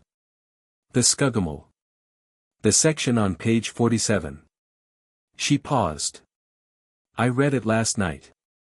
The text describes a being whose shadow exists in a liminal state between physical reality and the void. It calls this the between space, the membrane where existing things end and non-existence begins. She paused again, more carefully. It says the shadow of a Scugaferandi has mass and will and the ability to interact with the physical world independently. Yes, Harry said. That's what you are. Yes. That's, Hermione stopped walking. They both stopped. She turned to face him in the middle of the corridor, students flowing around them, and she had the expression of someone who has opened a book expecting one story and found an entirely different one that is considerably more interesting. That's extraordinary, she said. Not frightened. Not overwhelmed. Interested, with all the intensity that word contained in Hermione Granger's personal vocabulary. Does anyone else know? The professors, Dumbledore, do they know what you are? They know I'm unusual, Harry said. They don't know the specifics. Are you going to tell them? Harry thought about this. Some of them, he said, will figure it out. Some of them, I'll tell when it's useful. He started walking again. The important thing is that I understand it before anyone else does. Ron, who had been listening to this exchange with the expression of someone watching a conversation move at a speed he was tracking but not quite keeping up with, said, "The shadow thing, does it do that often? The moving on its own?" "When necessary," Harry said. Ron nodded slowly. "Right." A pause. "That's properly terrifying, by the way." "In a good way." Another pause. "I wasn't scared," he added. "You absolutely were," Hermione said. "I was startled," Ron said. "Completely different thing." Harry smiled, and the shadow moved the way it moved when he did, and Hermione watched it from the corner of her eye the whole way back to the tower, with the careful attention of someone adding to a theory she was building in her head one careful brick at a time. Quidditch was the thing that made Harry visible in a different way. He'd been visible since the feast, the name recognition, the scar, the weight of expectation that the wizarding world had apparently been directing at him since he was 15 months old. That visibility was external, applied to him by other people's narratives. Quidditch was different. On a broom, he was visible in a way that was entirely his own.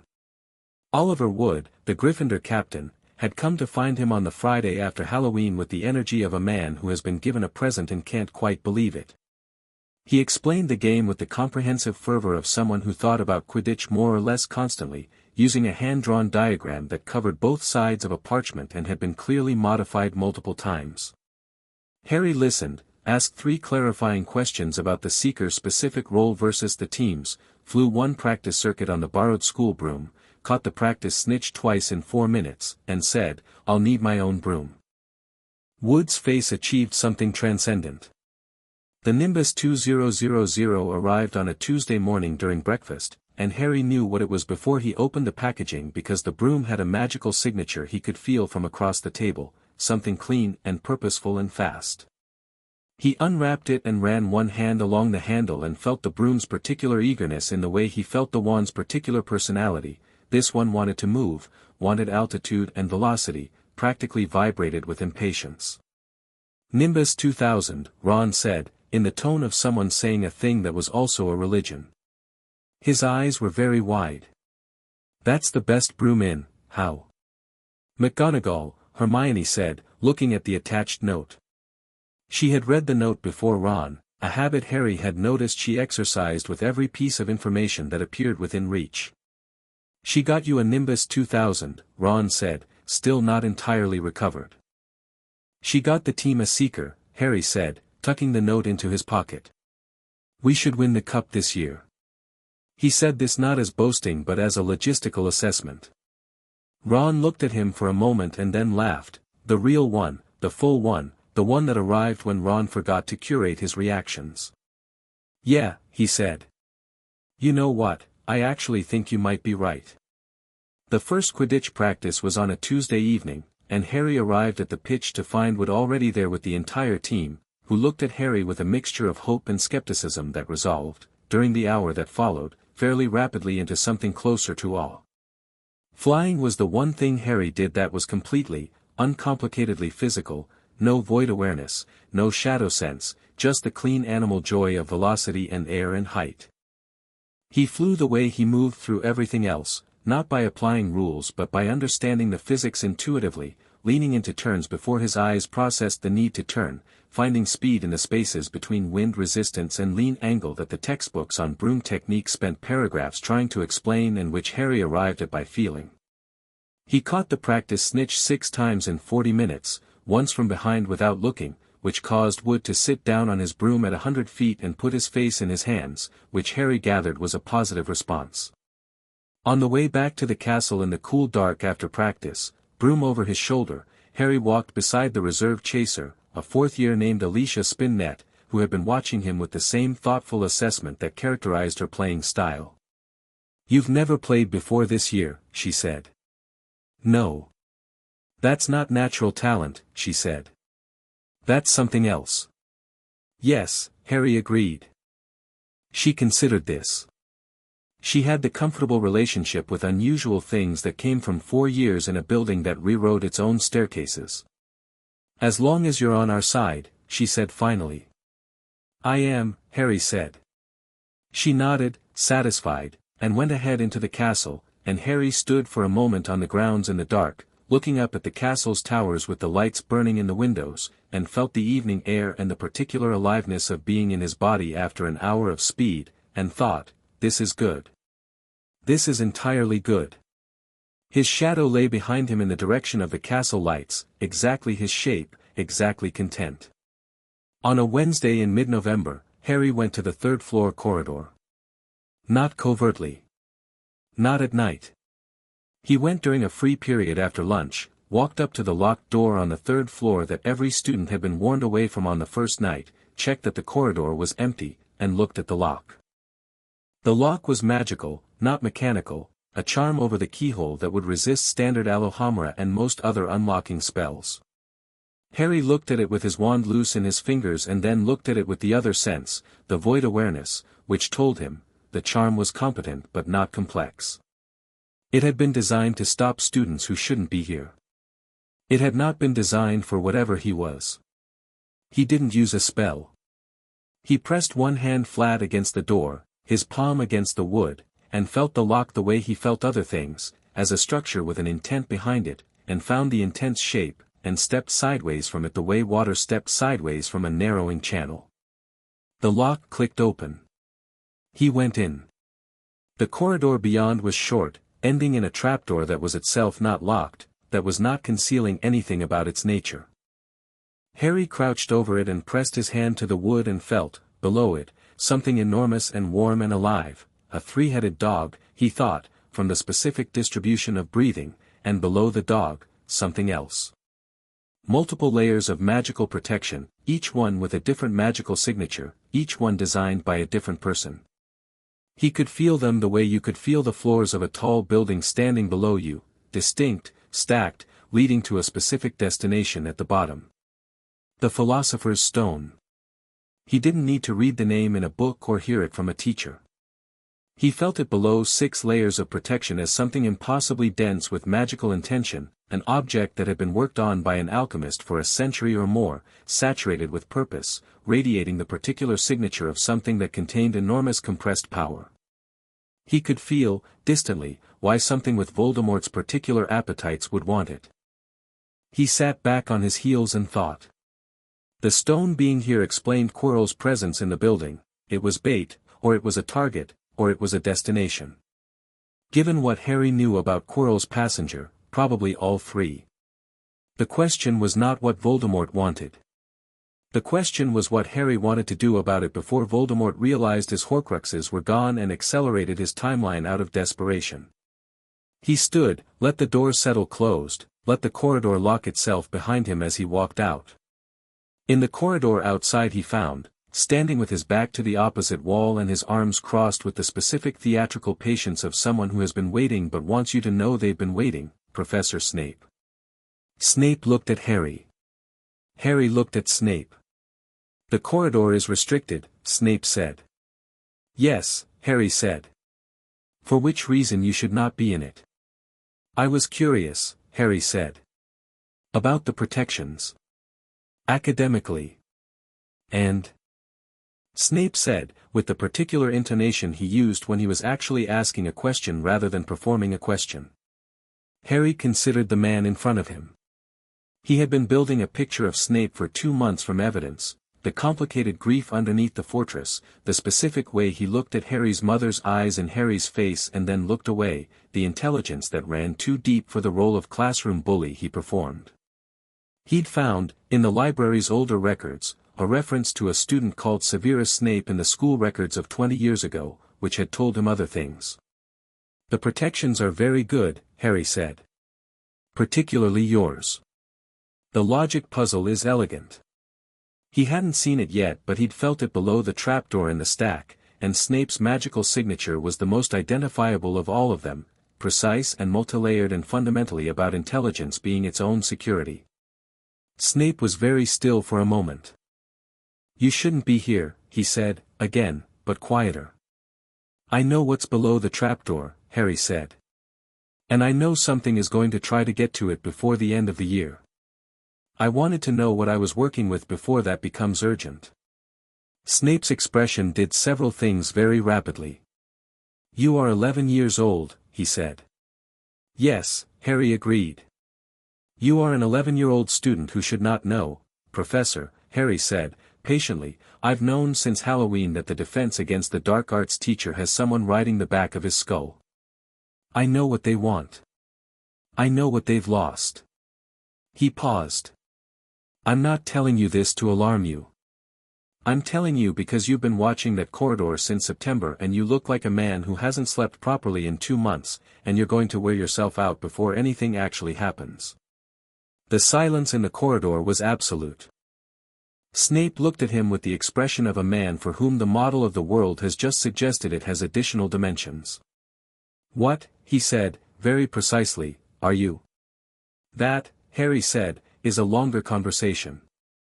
Probably one that should involve Dumbledore." He started down the corridor. "Thank you for guarding the stone, Professor. I mean that genuinely." He left Snape standing in the corridor with an expression that would, Harry suspected, remain on the man's face for the rest of the day in various degrees of intensity. Behind Harry, in the empty third-floor corridor, his shadow trailed along the floor, steady and unhurried, moving in perfect synchrony with the boy it belonged to, through a castle that was learning him the way old buildings learned the people who mattered in them, slowly, indelibly, one stone at a time. Chapter 4, The Man with Two Faces. December came to Hogwarts the way it always did, sideways, through the windows, in the form of cold that found every gap in every ancient stone and settled in like an uninvited but determined guest. The grounds went white. The lake froze at its edges and stayed liquid at the center in the specific way of deep, dark water that knew things about cold that ice didn't. The castle responded to winter the way old buildings responded to it, by becoming more itself, the fires brighter, the shadows deeper, the smell of old wood and burning peat moving through the corridors like a second atmosphere. Harry noticed Quirrell deteriorating.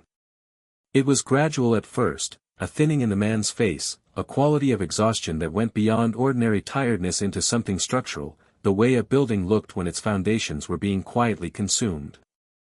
By the first week of December Quirrell was arriving to meals late and leaving early, and there were mornings when he didn't arrive at all, and a substitute would appear in defense class with an apologetic expression and a lesson plan that was clearly improvised. Harry watched this and calculated. Voldemort was pushing harder. Which meant Voldemort had noticed, or was close to noticing, or had noticed and was in the process of constructing a response. He hadn't told Dumbledore yet. This was a deliberate choice, not an oversight. He wanted to understand the full shape of the situation before involving the headmaster, because Dumbledore's involvement had a particular quality that Harry had been observing all term. The old man had a tendency to arrange things. To move pieces into positions that served a larger architecture. Harry respected the intelligence behind it while being deeply uninterested in being arranged. He'd told Snape. Or rather, he'd told Snape enough that Snape was watching Quirrell with a focused attention that had an outlet now, which Harry judged was better than Snape watching Quirrell with a focused attention that had nowhere to go except private anxiety.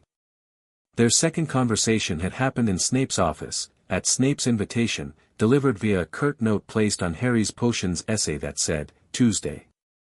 7 p.m., my office, nothing else, no please, no context, the note of a man who had decided to engage and was committed to engaging on his own terms. Snape's office smelled of potions ingredients and cold stone and something that was almost candle wax but had too many other things mixed into it. The jars along the walls held things Harry found interesting in the way unusual biological specimens were interesting, not beautiful, but specific, each one a compressed answer to a question. He'd sat in the chair across from Snape's desk and Snape had looked at him for approximately 10 seconds before saying, "Tell me what you know." Harry had told him. Not everything, not the Horcruxes specifically, not what the Shadow had done on his birthday, not the full nature of the void walking because he didn't yet have language for all of it that was precise enough for a man like Snape. But he'd told him about Quirrell, about the fragment of Voldemort he sensed in the building, about the stone below the trapdoor and his assessment of the timeline. Snape had listened without speaking. When Harry finished, Snape had said, "You're 11. You've said that. I'm attempting to reconcile what I'm hearing with the fact that you're 11. I understand the difficulty," Harry said. "But the age doesn't change the information." Snape had looked at his desk for a moment, then back at Harry, with an expression that Harry identified as the expression of a man who has moved past surprise into something more operational. "How do you sense him? Quirrell, how do you know what's there?" Harry thought about how to explain this. "Everything in the world has a magical signature," he said. "Things that are alive, things that have been worked on with magic, places that have accumulated enough magical use. Most people can feel some of this, some of the time. I feel all of it, all of the time." He paused. "Voldemort's fragment has a very specific signature. I've been familiar with it since before I can remember. It was in my scar for 10 years. Snape went very still. "Was," he said. "Was," Harry confirmed.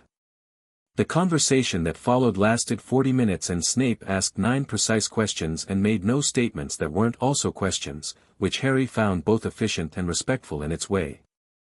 At the end of it Snape had looked at the middle distance for a long moment and said, "I'll increase my surveillance of Quirrell. Don't engage him directly until we have a clearer picture of his intentions."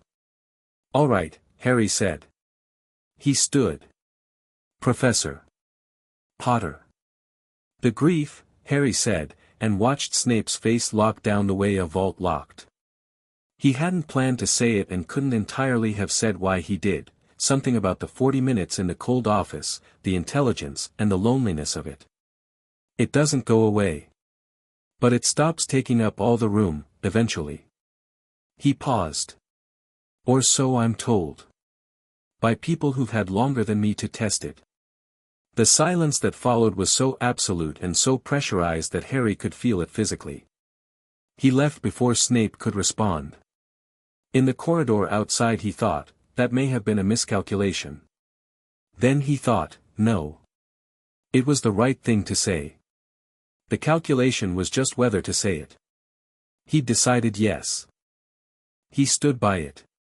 Ron and Hermione knew most of it by the second week of December.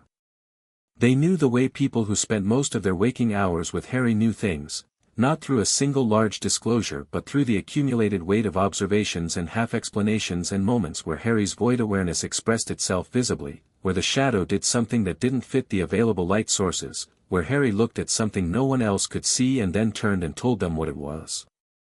Ron had accepted the totality of Harry with the pragmatic ease of someone who had grown up in a household where spells went wrong constantly and gnomes lived in the garden and his older brother corresponded with dragons.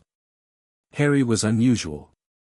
Ron had decided he was fine with unusual roughly 4 hours after meeting him and had not revisited the decision.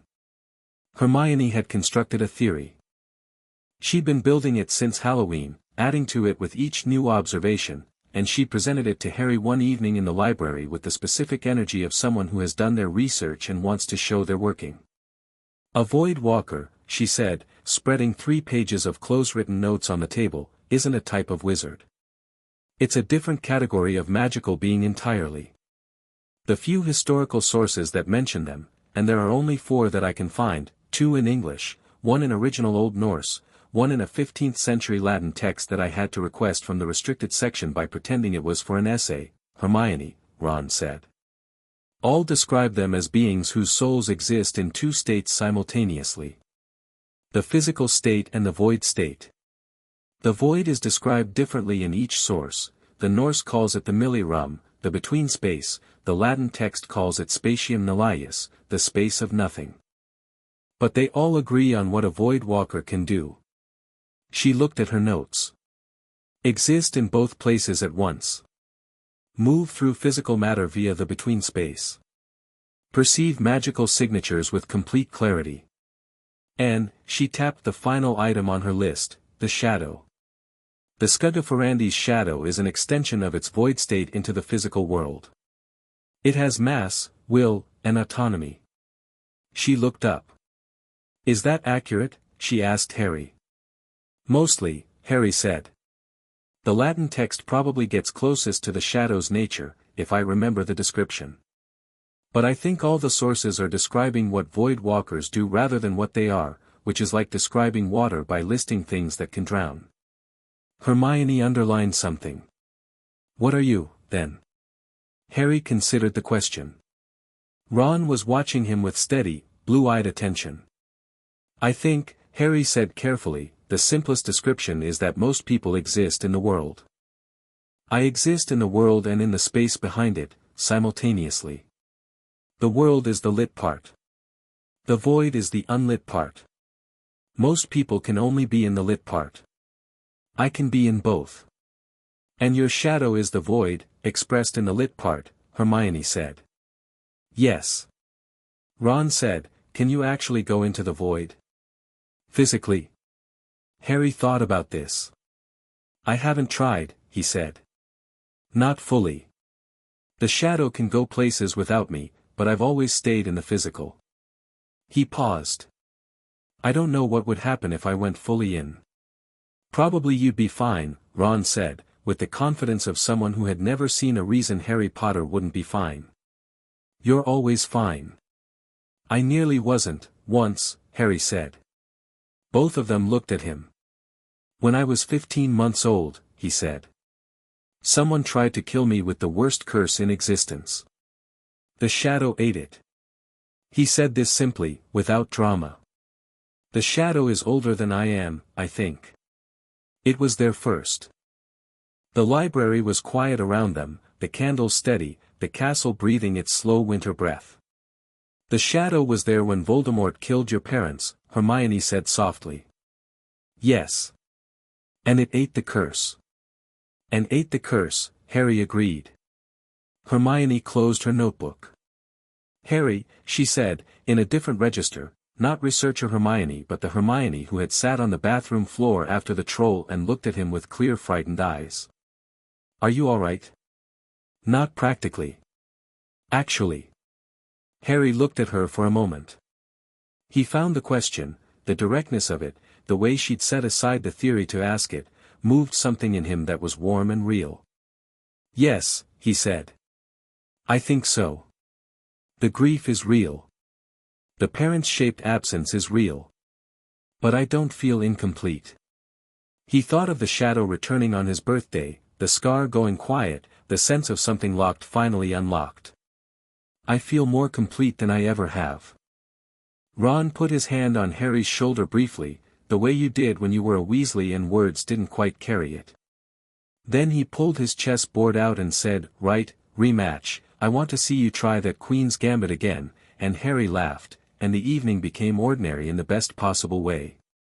The confrontation with Quirrell began as a conversation. It was a Tuesday, 2 days before the Christmas holidays, and the school was half emptied already, most students gone home, the castle taking on its quieter winter register. Harry had stayed.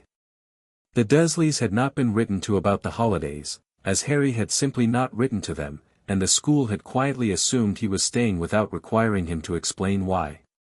Ron was staying too, most Weasleys went home, but Ron had told his mum he wanted to stay because Harry was staying, which his mum had apparently accepted with a warmth that had made Ron look at the floor for a moment.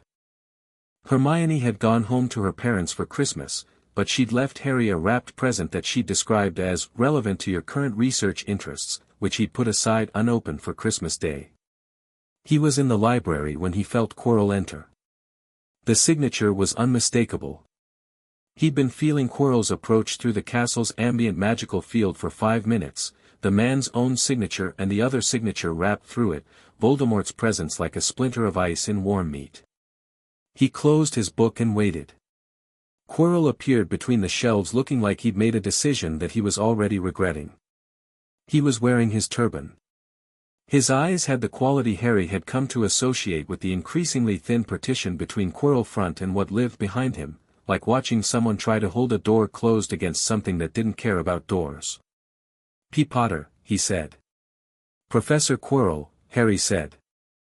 "Sit down, if you'd like." Quirrell sat, which surprised him. Harry could see the surprise.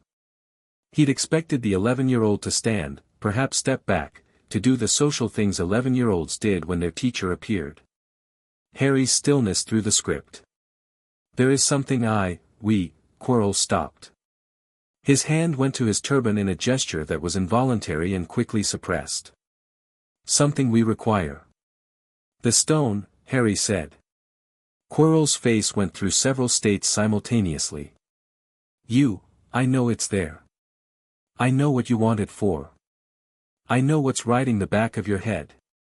Harry's voice was entirely conversational, the same tone he'd use asking someone to pass the pumpkin juice. "I've known since September." The partition was thinning. Harry could feel the Voldemort fragment pressing closer to the surface, not yet in control, not yet speaking, but present and listening with the absolute focused attention of something that had been waiting. "Then Quirrell said, and his voice had changed, it had shed the stammer like a coat, speaking now in the register of someone addressing someone they'd been informed was worth addressing, that resistance is pointless. "I know nothing of the sort," Harry said. "You're a child." The voice wasn't Quirrell's anymore. It was Quirrell's mouth, Quirrell's vocal cords, but the cadence was different, measured, cold, the voice of someone who had spent years in the specific cold of living without a body and had learned patience in the way that isolation taught patience. "You have no one trained on me. You have no allies here. You have 7 less reasons to be afraid than you thought," Harry said. A pause. "What did you say?" The voice was still controlled, still measured, but underneath it was something that wasn't controlled at all. 7 less reasons, Harry repeated. The ring. The locket. The cup. The diadem. The diary. The snake. And the piece that was in my scar. He paused.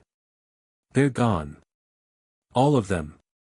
I imagine you've been feeling the absences for a few weeks now. Probably thought it was the distance, or the instability of riding a body that isn't yours. But you felt it, didn't you?" The silence that followed was unlike any silence Harry had experienced. It was the silence of a very large and very cold thing becoming very still, the way deep water went still before something enormous moved in it. Quirrell's body stood. It moved to the end of the table and stood there, and the face it wore was Quirrell's face, but the expression on it now belonged to something else, stripped of the stammer and the nervous performance, looking at Harry with eyes that had seen things Harry hadn't and had learned nothing from any of them. "How," it said. "Not angry. Assessing." "My shadow," Harry said. "You're," a pause. The expression changed. Not surprise, exactly. The thing wearing Quirrell's face was past surprise in some fundamental way. But calculation. The specific intensive calculation of a very intelligent mind encountering a variable it hadn't accounted for. "You're a void walker." "Yes. There haven't been void walkers in 4 centuries. There's one now." The thing looked at him for a long moment. Harry looked back. He was aware, had been aware since the moment Quirrell sat down, that the fragment was trying to find purchase on his mind, the way it probably found purchase on Quirrell's, the sliding cold of a legitimacy that was less precise than it once was, degraded by years without a body and the current instability of the stolen one. Harry's void awareness registered this the way it registered everything, as a presence with an intention, and held it at the surface the way water held oil, without effort, without drama. "You can't enter my mind," Harry said. "In case you were wondering whether that was working." The eyes narrowed. "You're a child," it said again, but this time it sounded less like a statement and more like a problem being worked. "You keep saying that," Harry said. "It remains true. It remains irrelevant. You are not afraid of me." "No. You should be."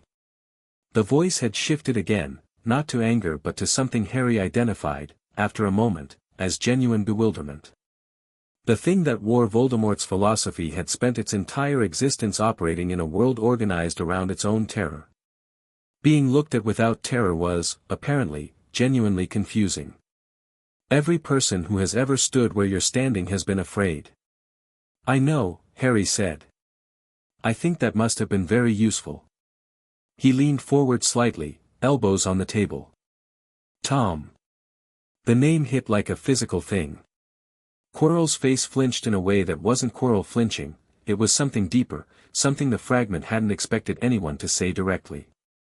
"Don't call me Tom Riddle," Harry said, calmly. Born December 31, 1926, at Wool's Orphanage, London. Brilliant student. Probably the most talented wizard of his generation. Understood magic at a level most people never approached. He paused. And spent all of it, trying to run from the fact that he was mortal. Another pause, softer.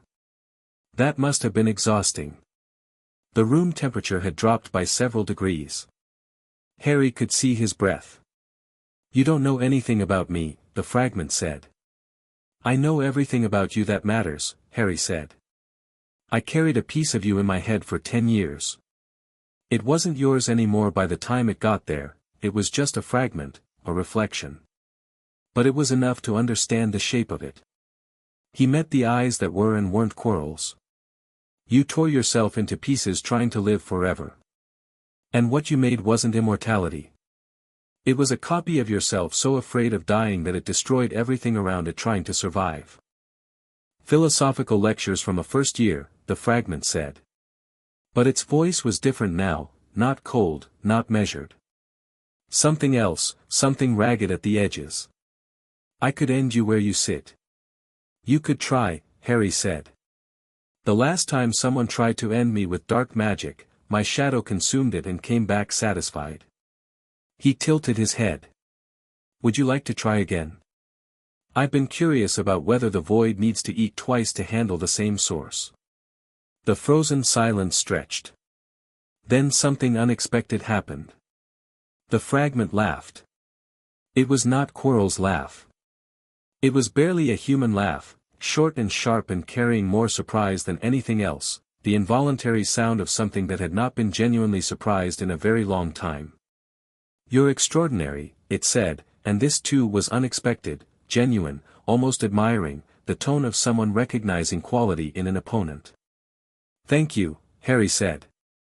"You understand that I'm not done," the fragment said, and now the voice had settled into something that was neither the cold performance nor the ragged edge but something in between, the voice of what Tom Riddle might have sounded like in his most honest moments, which by now were probably rare. "The stone. A body. There are other paths." "I know," Harry said. "And you won't," a pause. "You won't simply destroy me while I'm here. Sitting across a table." "No," Harry said. "Why not?" Harry thought about this carefully, because it deserved a careful answer. "Because you're not a threat to anyone right now," he said. "You can't get the stone. You don't have the Horcruxes. You're a fragment in a borrowed body and the body is failing." He looked at Quirrell's face, at the man's own face, the original face, the one that was still technically there underneath. "And because there's still a person in there." The fragment went very still. "Quirrell made choices," it said. "He did," Harry said. "And he'll have to face that. But making choices under duress isn't the same as making them freely. The man who went looking for you wasn't the same man who came back with you inside him. He held the fragment's gaze. I'm not interested in collateral damage. Another silence.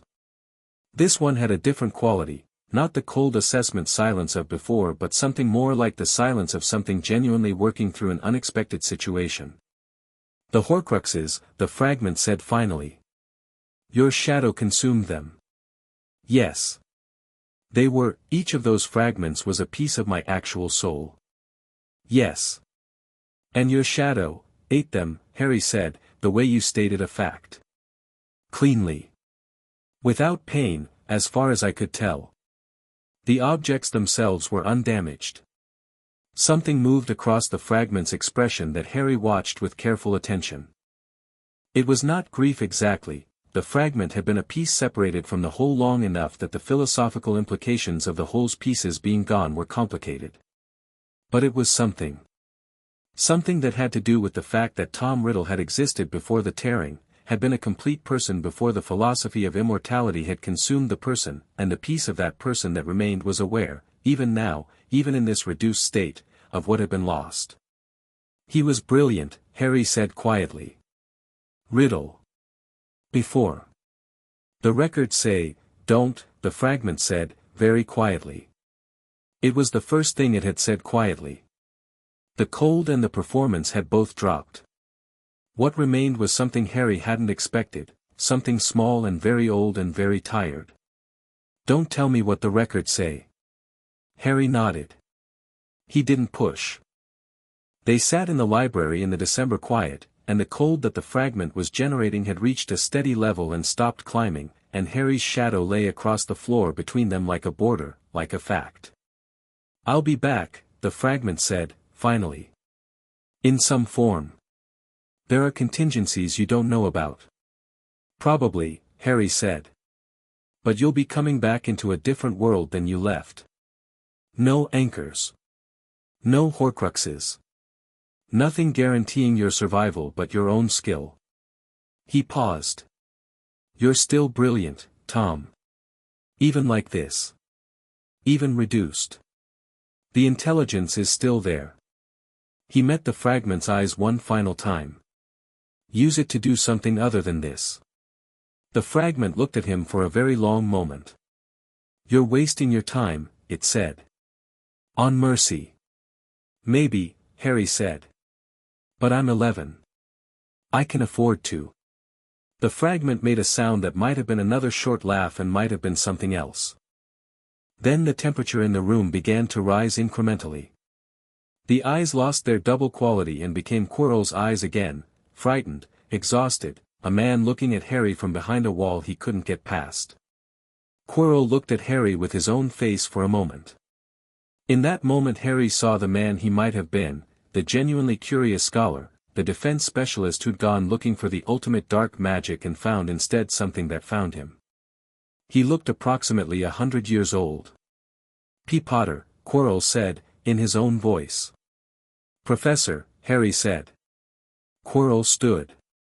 He moved toward the library door without looking back, moving carefully, like someone navigating a body that wasn't entirely cooperating. In the doorway he stopped. You should tell Dumbledore, Quirrell said. His voice was very quiet. What you know? About the stone. A pause. I can't hold it, much longer. He wasn't talking about a conversation. He left. Harry sat in the library for a long moment. The temperature normalized. His shadow lay still across the floor. Outside the windows the December sky had gone the deep blue-gray of late afternoon, and the grounds were all white and bare, and the castle was very quiet around him. He felt something that was neither triumph nor failure. Something that sat in between, the specific feeling of a situation that was not resolved, that had been understood more clearly than before, but was not over. Tom Riddle was not gone. He was right about that, there were contingencies Harry didn't know about, directions the fragment could move that he couldn't fully predict.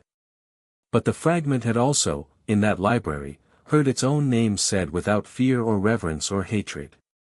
Just the name. Just the fact of it. Harry didn't know if that mattered. He thought it might. He went to find Dumbledore. Dumbledore's office was at the top of a spiral staircase behind a gargoyle, which stepped aside for Harry with an expression suggesting it found this visit interesting. The office itself was extraordinary, circular, full of silver instruments that clicked and whirred with autonomous purpose, portraits of previous headmasters sleeping or pretending to sleep with varying degrees of commitment.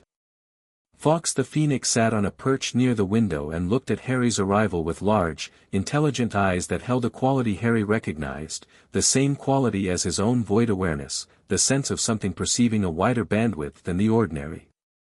Dumbledore was behind his desk, and he looked at Harry over his half-moon spectacles with an expression that was warm and careful and contained, beneath both, something that was working very hard. "Harry," he said. "Please sit down." Harry sat. "I expected," Dumbledore said, "that you might come to see me before Christmas." "About Quirrell," Harry said. "Among other things." Dumbledore's fingers were laced on the desk. His expression was its usual composed warmth, but the eyes were doing something more complex. They were, Harry thought, the eyes of a man who had been holding a plan in his mind for 10 years and had just been told the plan's central premise had changed.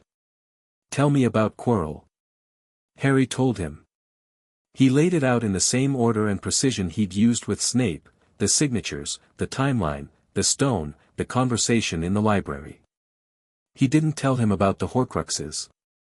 He made this choice consciously as he spoke, not because he wanted to deceive Dumbledore but because the Horcruxes were his piece of the story to tell in his own time, and because telling Dumbledore would mean answering how he knew, which would mean telling Dumbledore about his birthday, which would mean revealing the full nature of what the shadow could do before Harry had finished understanding it himself. He told Dumbledore enough. He told him the important parts. When he finished, Dumbledore was quiet for a moment. Fawkes made a soft sound and resettled his wings. "You spoke with him directly," Dumbledore said. "With Voldemort's fragment?" "Yes."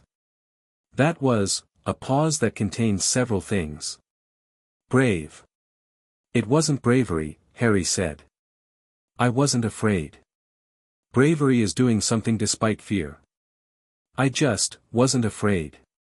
Dumbledore looked at him with the particular look that Harry had come to recognize as the look he got when Dumbledore was updating his model of Harry Potter in real time and finding the update significant.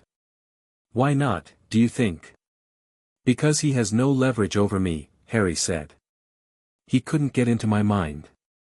He couldn't frighten me with power because his power is currently marginal. And the reputation," he paused. "The reputation relies on people being afraid. I could see the man behind the reputation. The man behind the reputation is someone who made terrible choices and has been paying for them ever since." He met Dumbledore's eyes. "That's sad, not terrifying." Dumbledore looked at his desk for a moment. When he looked back up, his expression had changed in a way Harry found difficult to categorize. It was the expression of someone who has been waiting for a very long time for someone to say a particular thing, and has heard it said, and doesn't know quite how to respond. "You are not what I expected," Dumbledore said. "I know," Harry said. "What did you expect?" A pause. A long one. "A boy shaped by his losses," Dumbledore said quietly. "Marked by them. Carrying them forward." He looked at Harry. "Someone I could help bear the weight." "I have losses," Harry said. "I carry them. They're real." He held Dumbledore's gaze. "But I'm not shaped by damage. I'm shaped by," he paused, finding the word. "Myself." The silence in the office was warm, the silver instruments clicking softly, Fawkes watching from his perch. "The stone," Harry said, returning to the practical. "Quirrell can't hold the fragment back much longer. He said so himself. When that partition breaks down completely, the fragment will act. It'll go for the stone." "I'll move it," Dumbledore said. "Tonight. The protections below the trapdoor are very good," Harry said. "Your professors did excellent work." Dumbledore studied him. "But they won't stop him. They'll slow him," Harry said. "They're designed to stop physical thieves. What's under the trapdoor right now is not entirely physical. No, Dumbledore said. He isn't. A pause.